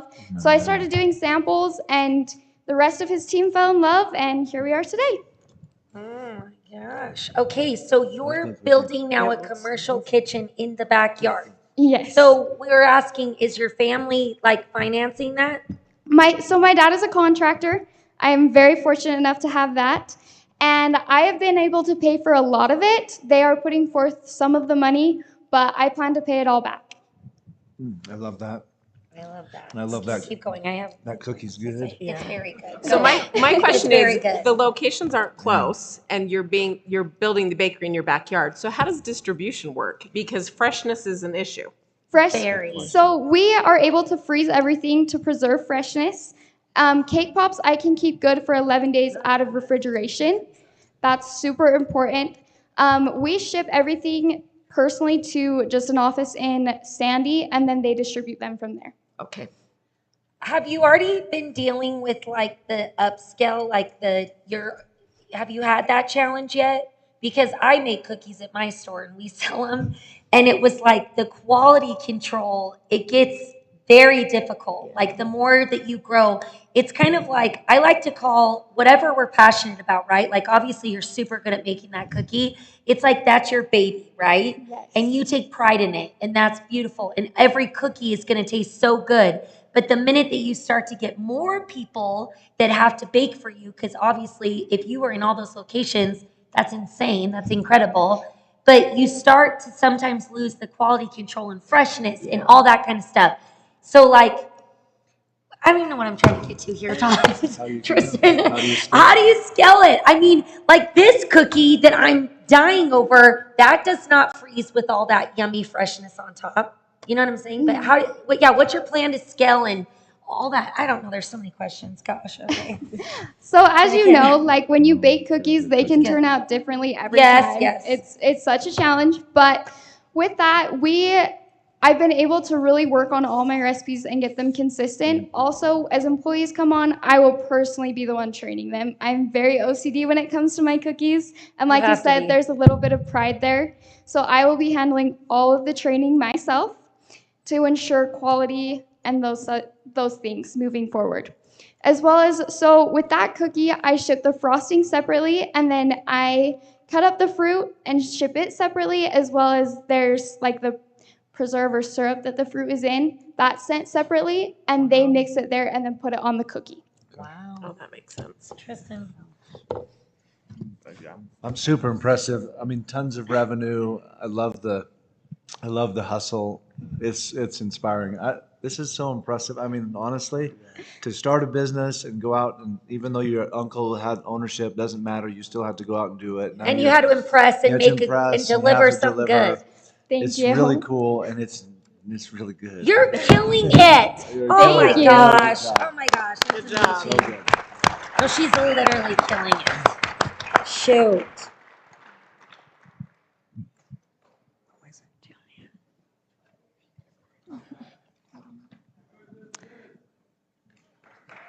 Whoops. That was amazing, everyone. Thank you all for coming, and to our statewide sponsor, Zions Bank. Make sure you go vote right now because voting will close in 5 minutes. If you look in your program, there's a barcode to vote. Yeah, there's a QR code in each program, so make sure to scan that and you'll be able to vote. While we are waiting to tally up the votes, we have asked Tristan to come and talk about his story, starting a business as a teenager and competing on Shark Tank.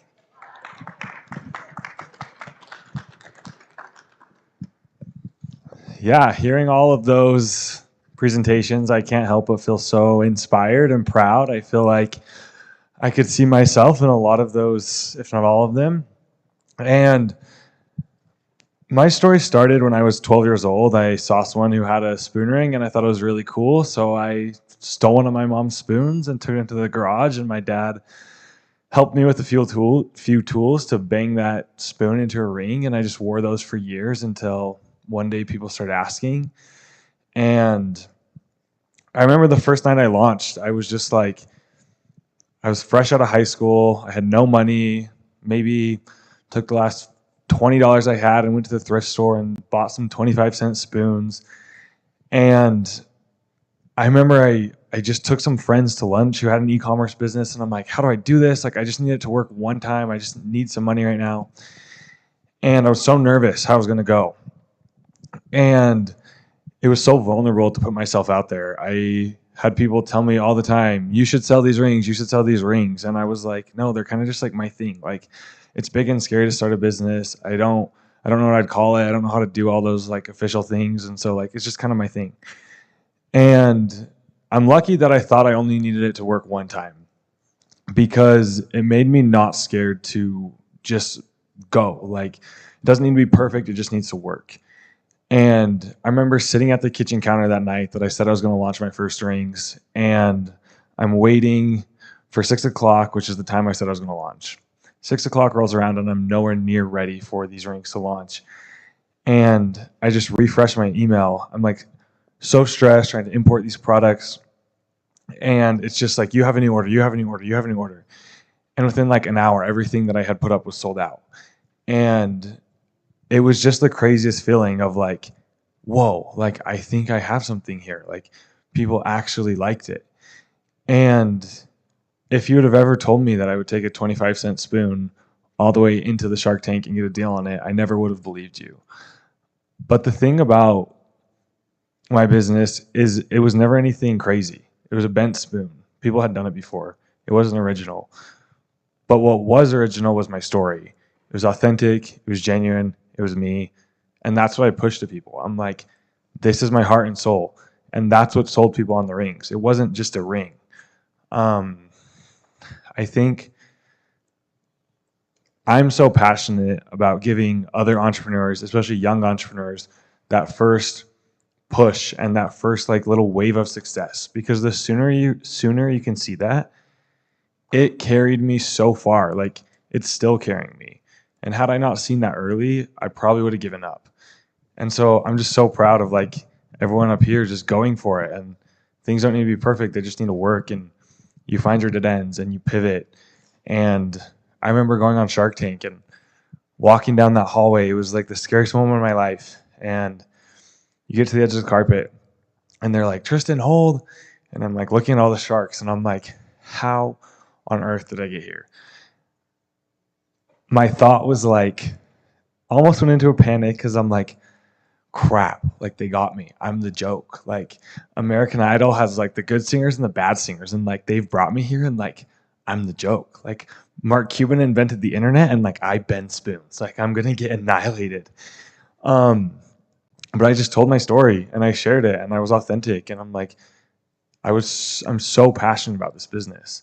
I care so much, and I'm gonna do anything I can to grow it, whatever that looks like. I'm just gonna, whatever opportunities I do have, I'm going to take that and run with it. And so I'm just super grateful and super proud for the people that supported me. And I think what InvestNest is doing is so cool. And thank you guys for letting me be a part of it. Oh my gosh. Okay, yeah, okay. Okay, hi. I wish everybody could come eat this cookie. You need a bite of this cookie. Come up to mine. I'm super impressed by all of this. I think these kids are truly amazing. At that age, I was not thinking like that. I can't speak for them. Well, okay, Tristan was young. Sorry, you were. Todd, were you? Were you, Erica? I was not. I was worried about eating a cookie, a yummy cookie at that age. So super impressive. Anyways, I don't know. It's kind of like, I keep saying this lately, but necessity becomes the mother of invention, especially in my life. But the Food Nanny brand has been around for a while. I loved watching my mom obviously bake in the kitchen. I was obsessed with being there, and my mom was all about family dinner time and eating together as a family. We believe it's the most important thing that you can do in the day, is to sit around as a family, look at each other in the eyes over good, yummy, delicious food.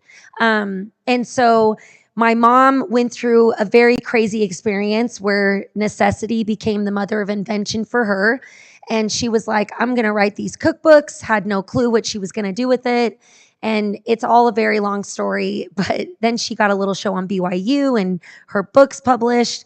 And I was the baby of 7 kids. And I went around with her everywhere to all the events, selling the cookbooks and trying to help families get back to the family dinner table and eat and bake and everything. And anyways, fast forward years later, the brand basically just kind of like died. It was like it had done its part. It was these amazing books. My mom had done an amazing job, but it was like, okay, we're kind of done with this. And 5 years ago, I just felt like the Food Nanny brand needed to be brought back. I felt like more than ever, the message of family dinner needed to be heard more than ever. I had never left the state of Utah. I did the typical LDS thing, obviously got married at 19, started having babies.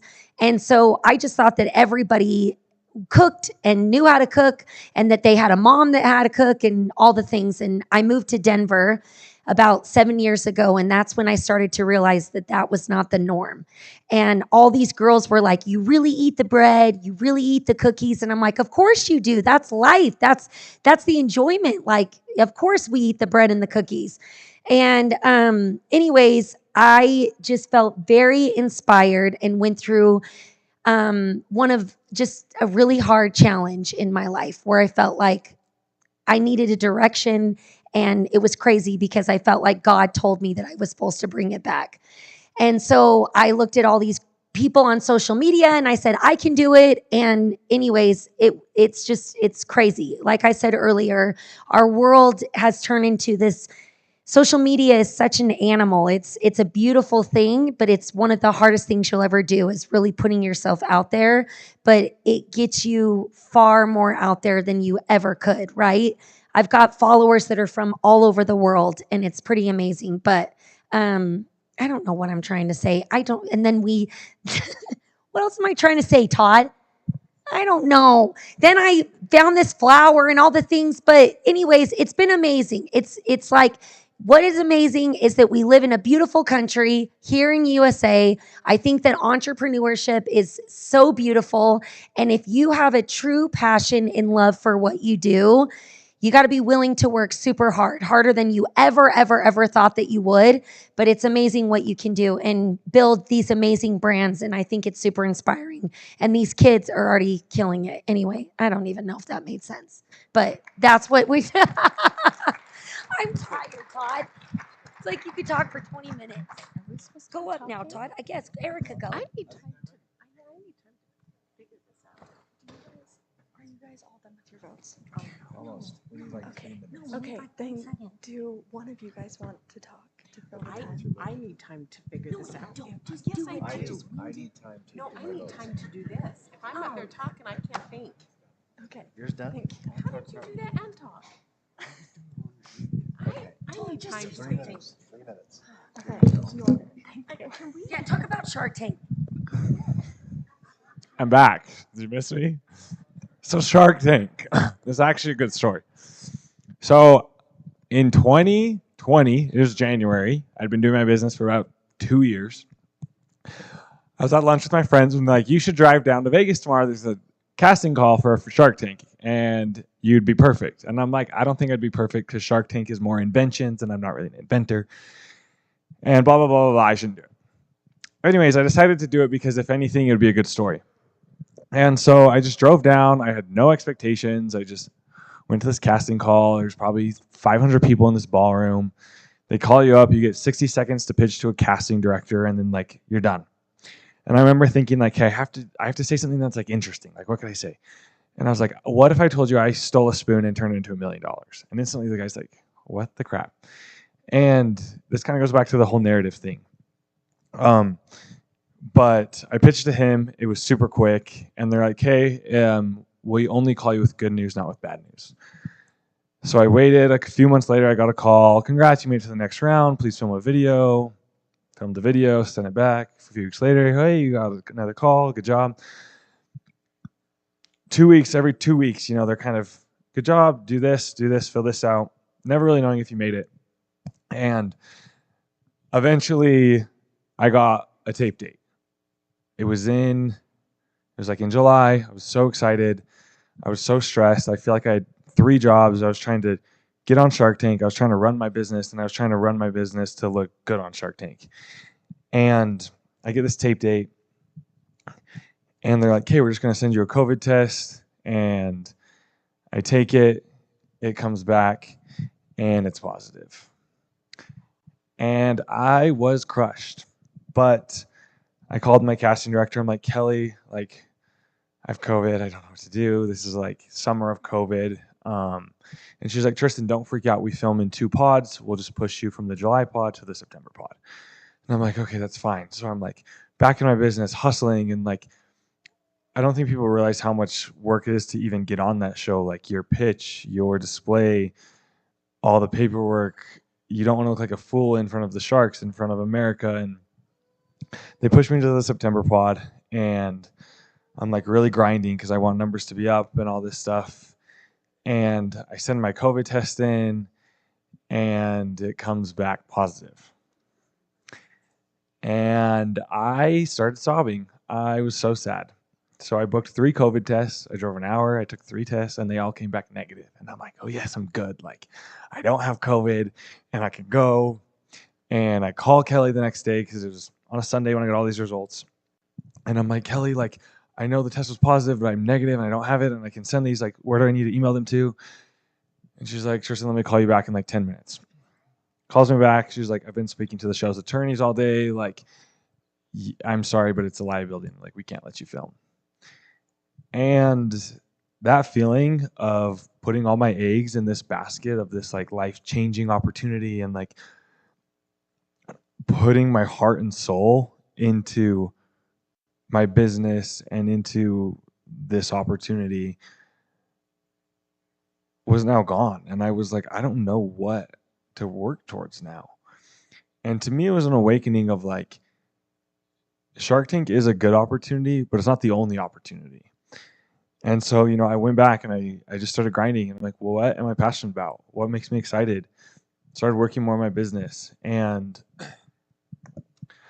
that's when I found like the most passion was there, when I wasn't working towards this like this goalpost. Because I think oftentimes we set these goalposts for ourselves, like, oh, I just want to do $100,000.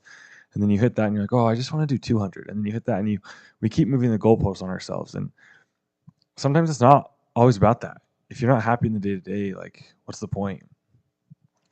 And eventually the next season they had called me back to go in, and I went through the process again. You have to completely restart. But luckily I got on.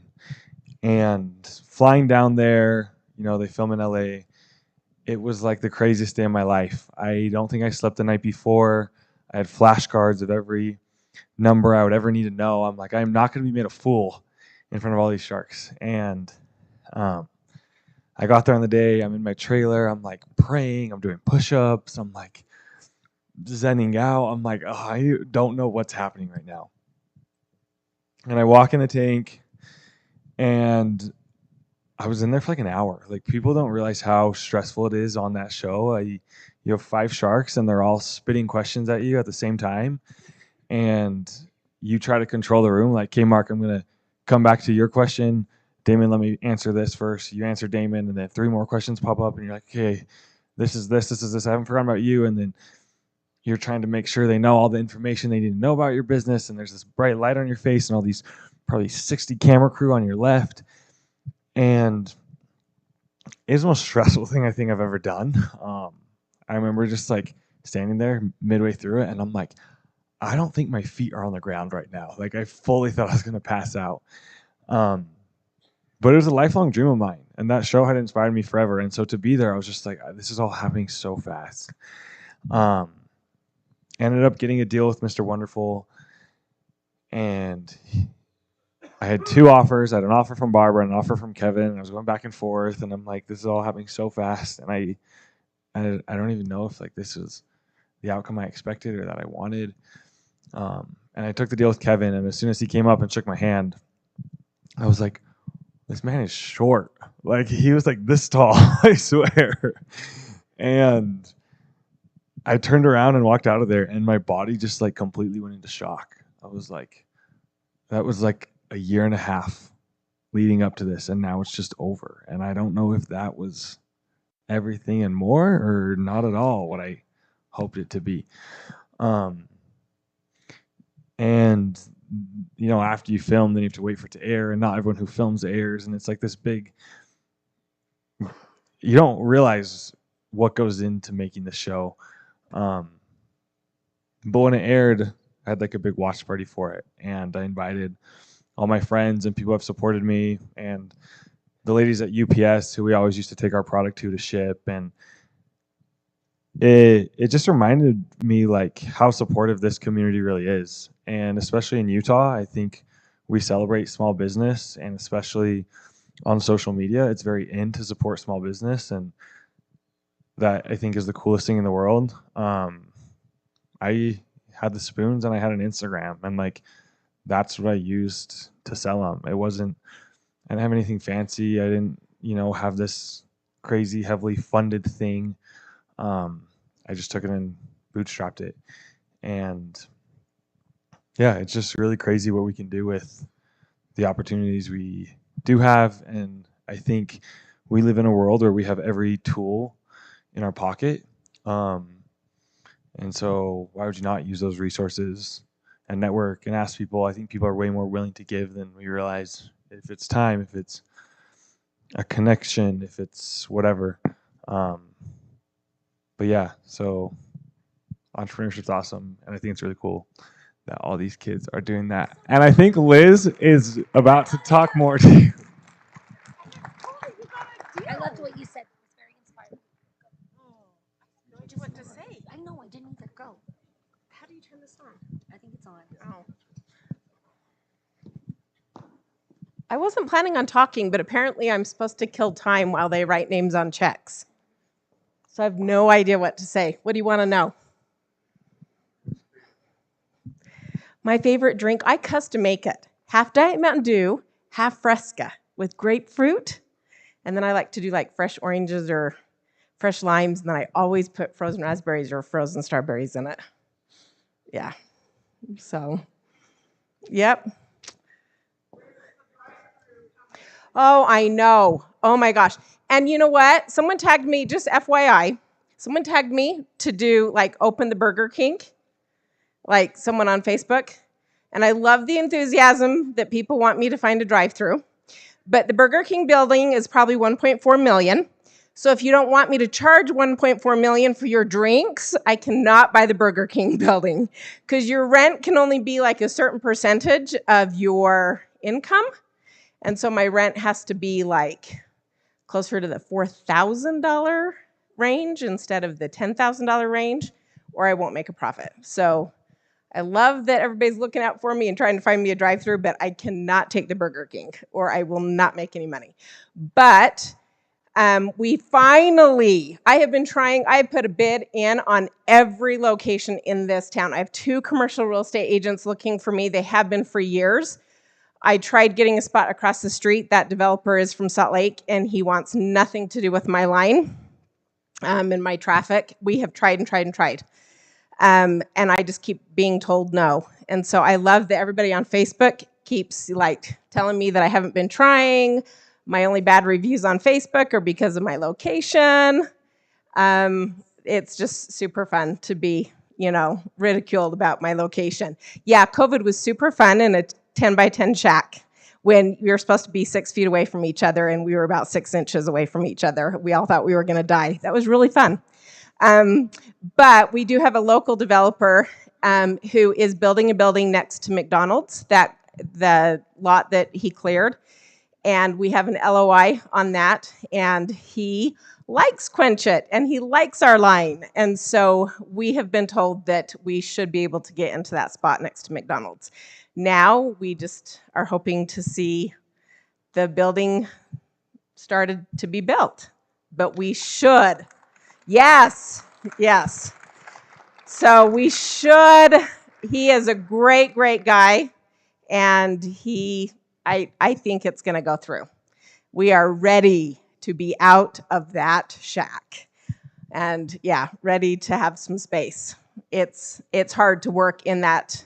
There are days that we get so many DoorDash and online orders that we don't even have table space to put the drinks anymore. So it's hard. So yeah, we're excited for that. Any other questions? Because I think I'm still supposed to kill time. And I was not ready for this.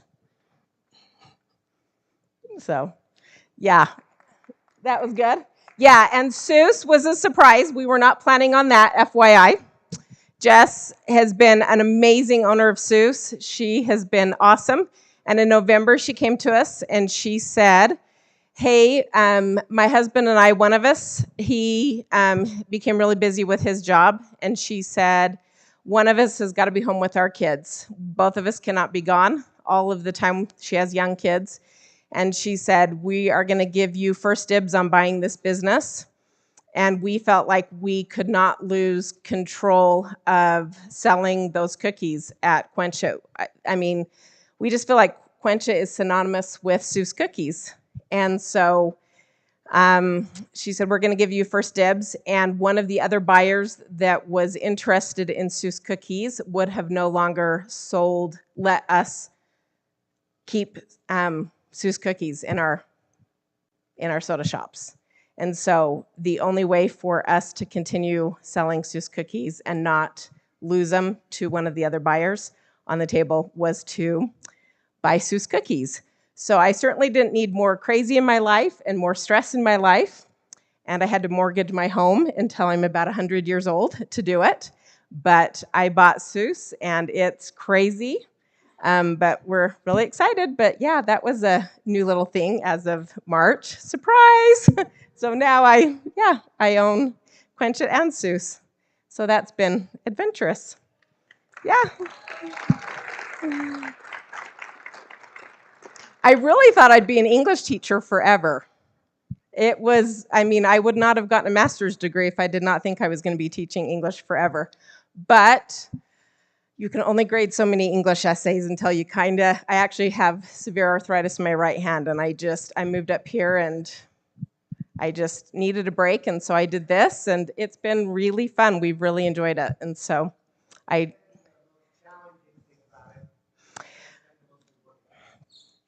challenging is finding day help. Day help up here has been really, really challenging to find. There's always an employee shortage. And so if anybody wants a day job, we're hiring always during the day. So that I would say. Rewarding. I think being a part of the community, I've really loved. I didn't know anybody when we moved here 10 years ago. And I just feel like, I've met a lot of people and become a part of the community. And I love feeling the support from the community. Like Friday night, we were able to be a part of that fundraiser. I was asked again to be a part of another fundraiser. So I just feel like we always get to be a part of the community. And I love that. It's really rewarding. Am I still killing time? Are you ready? Okay, thanks, guys.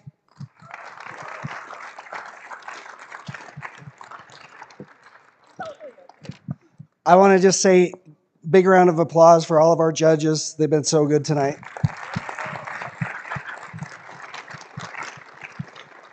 We have tallied the votes. I think they're going to be out shortly with some checks. Fantastic job with the contestants tonight. I think every year the business ideas and what these kids are doing just get better and better and better. And we're really able to do this because of some very generous donors in the community. And so I just want to recognize and say thank you to everybody that's been recognized. Several of you are here in the audience tonight. I just want to say a personal thank you for the money that you donate. We're able to generate $40,000 that we're going to be giving away tonight. And so thank you to all of our donors.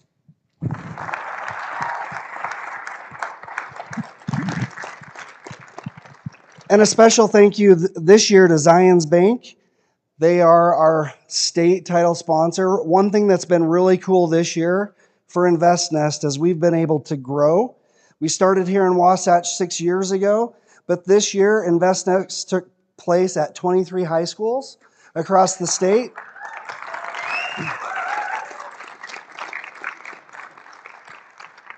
Across 6 school districts, and we're excited coming up soon to announce a partnership with Utah State University and their support.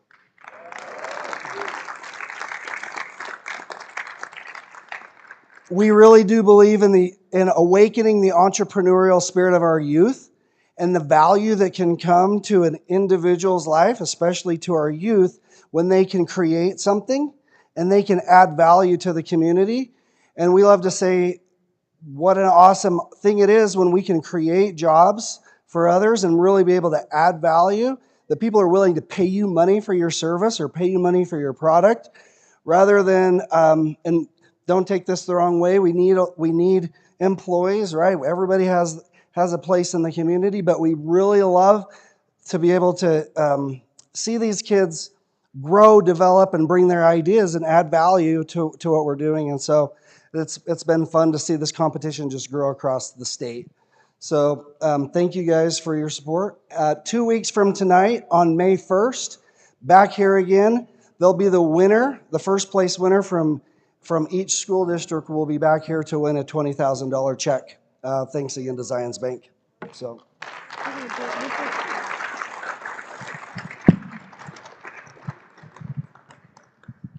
Okay, thank you guys. The results are in, so we're going to bring out all 10 contestants and have them stand up here. Here, guys, come forward. Come up here. Keep going up there.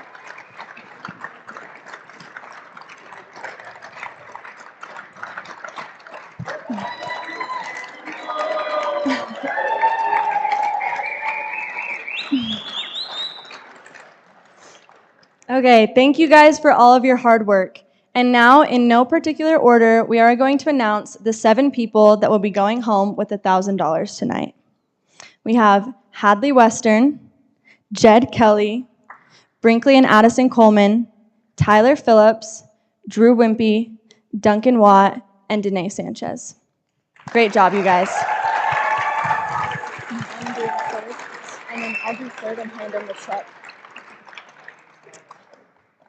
Yeah, here's step back, guys. Thank you, guys.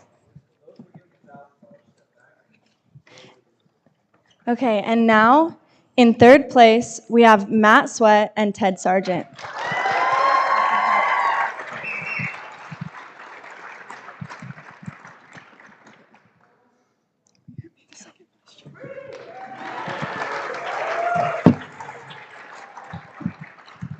In second place, we have Ryder Lloyd.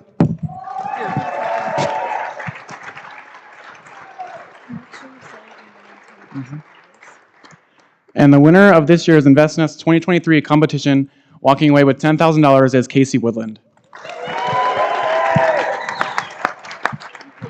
Good job.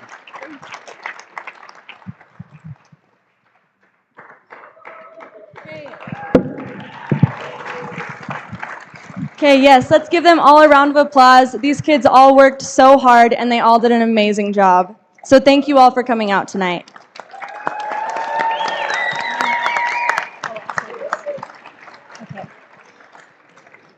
This has been such an amazing event. Big thank you to our judges, Lizzie Heaps, Todd Santiago, Tristan Ikaika, and Erica Stover. Thank you to all of our sponsors for making this all possible, and to you, our audience. We wouldn't have this event without an audience and support. Parents and friends, you are welcome to come take pictures with our contestants. Thank you all so much.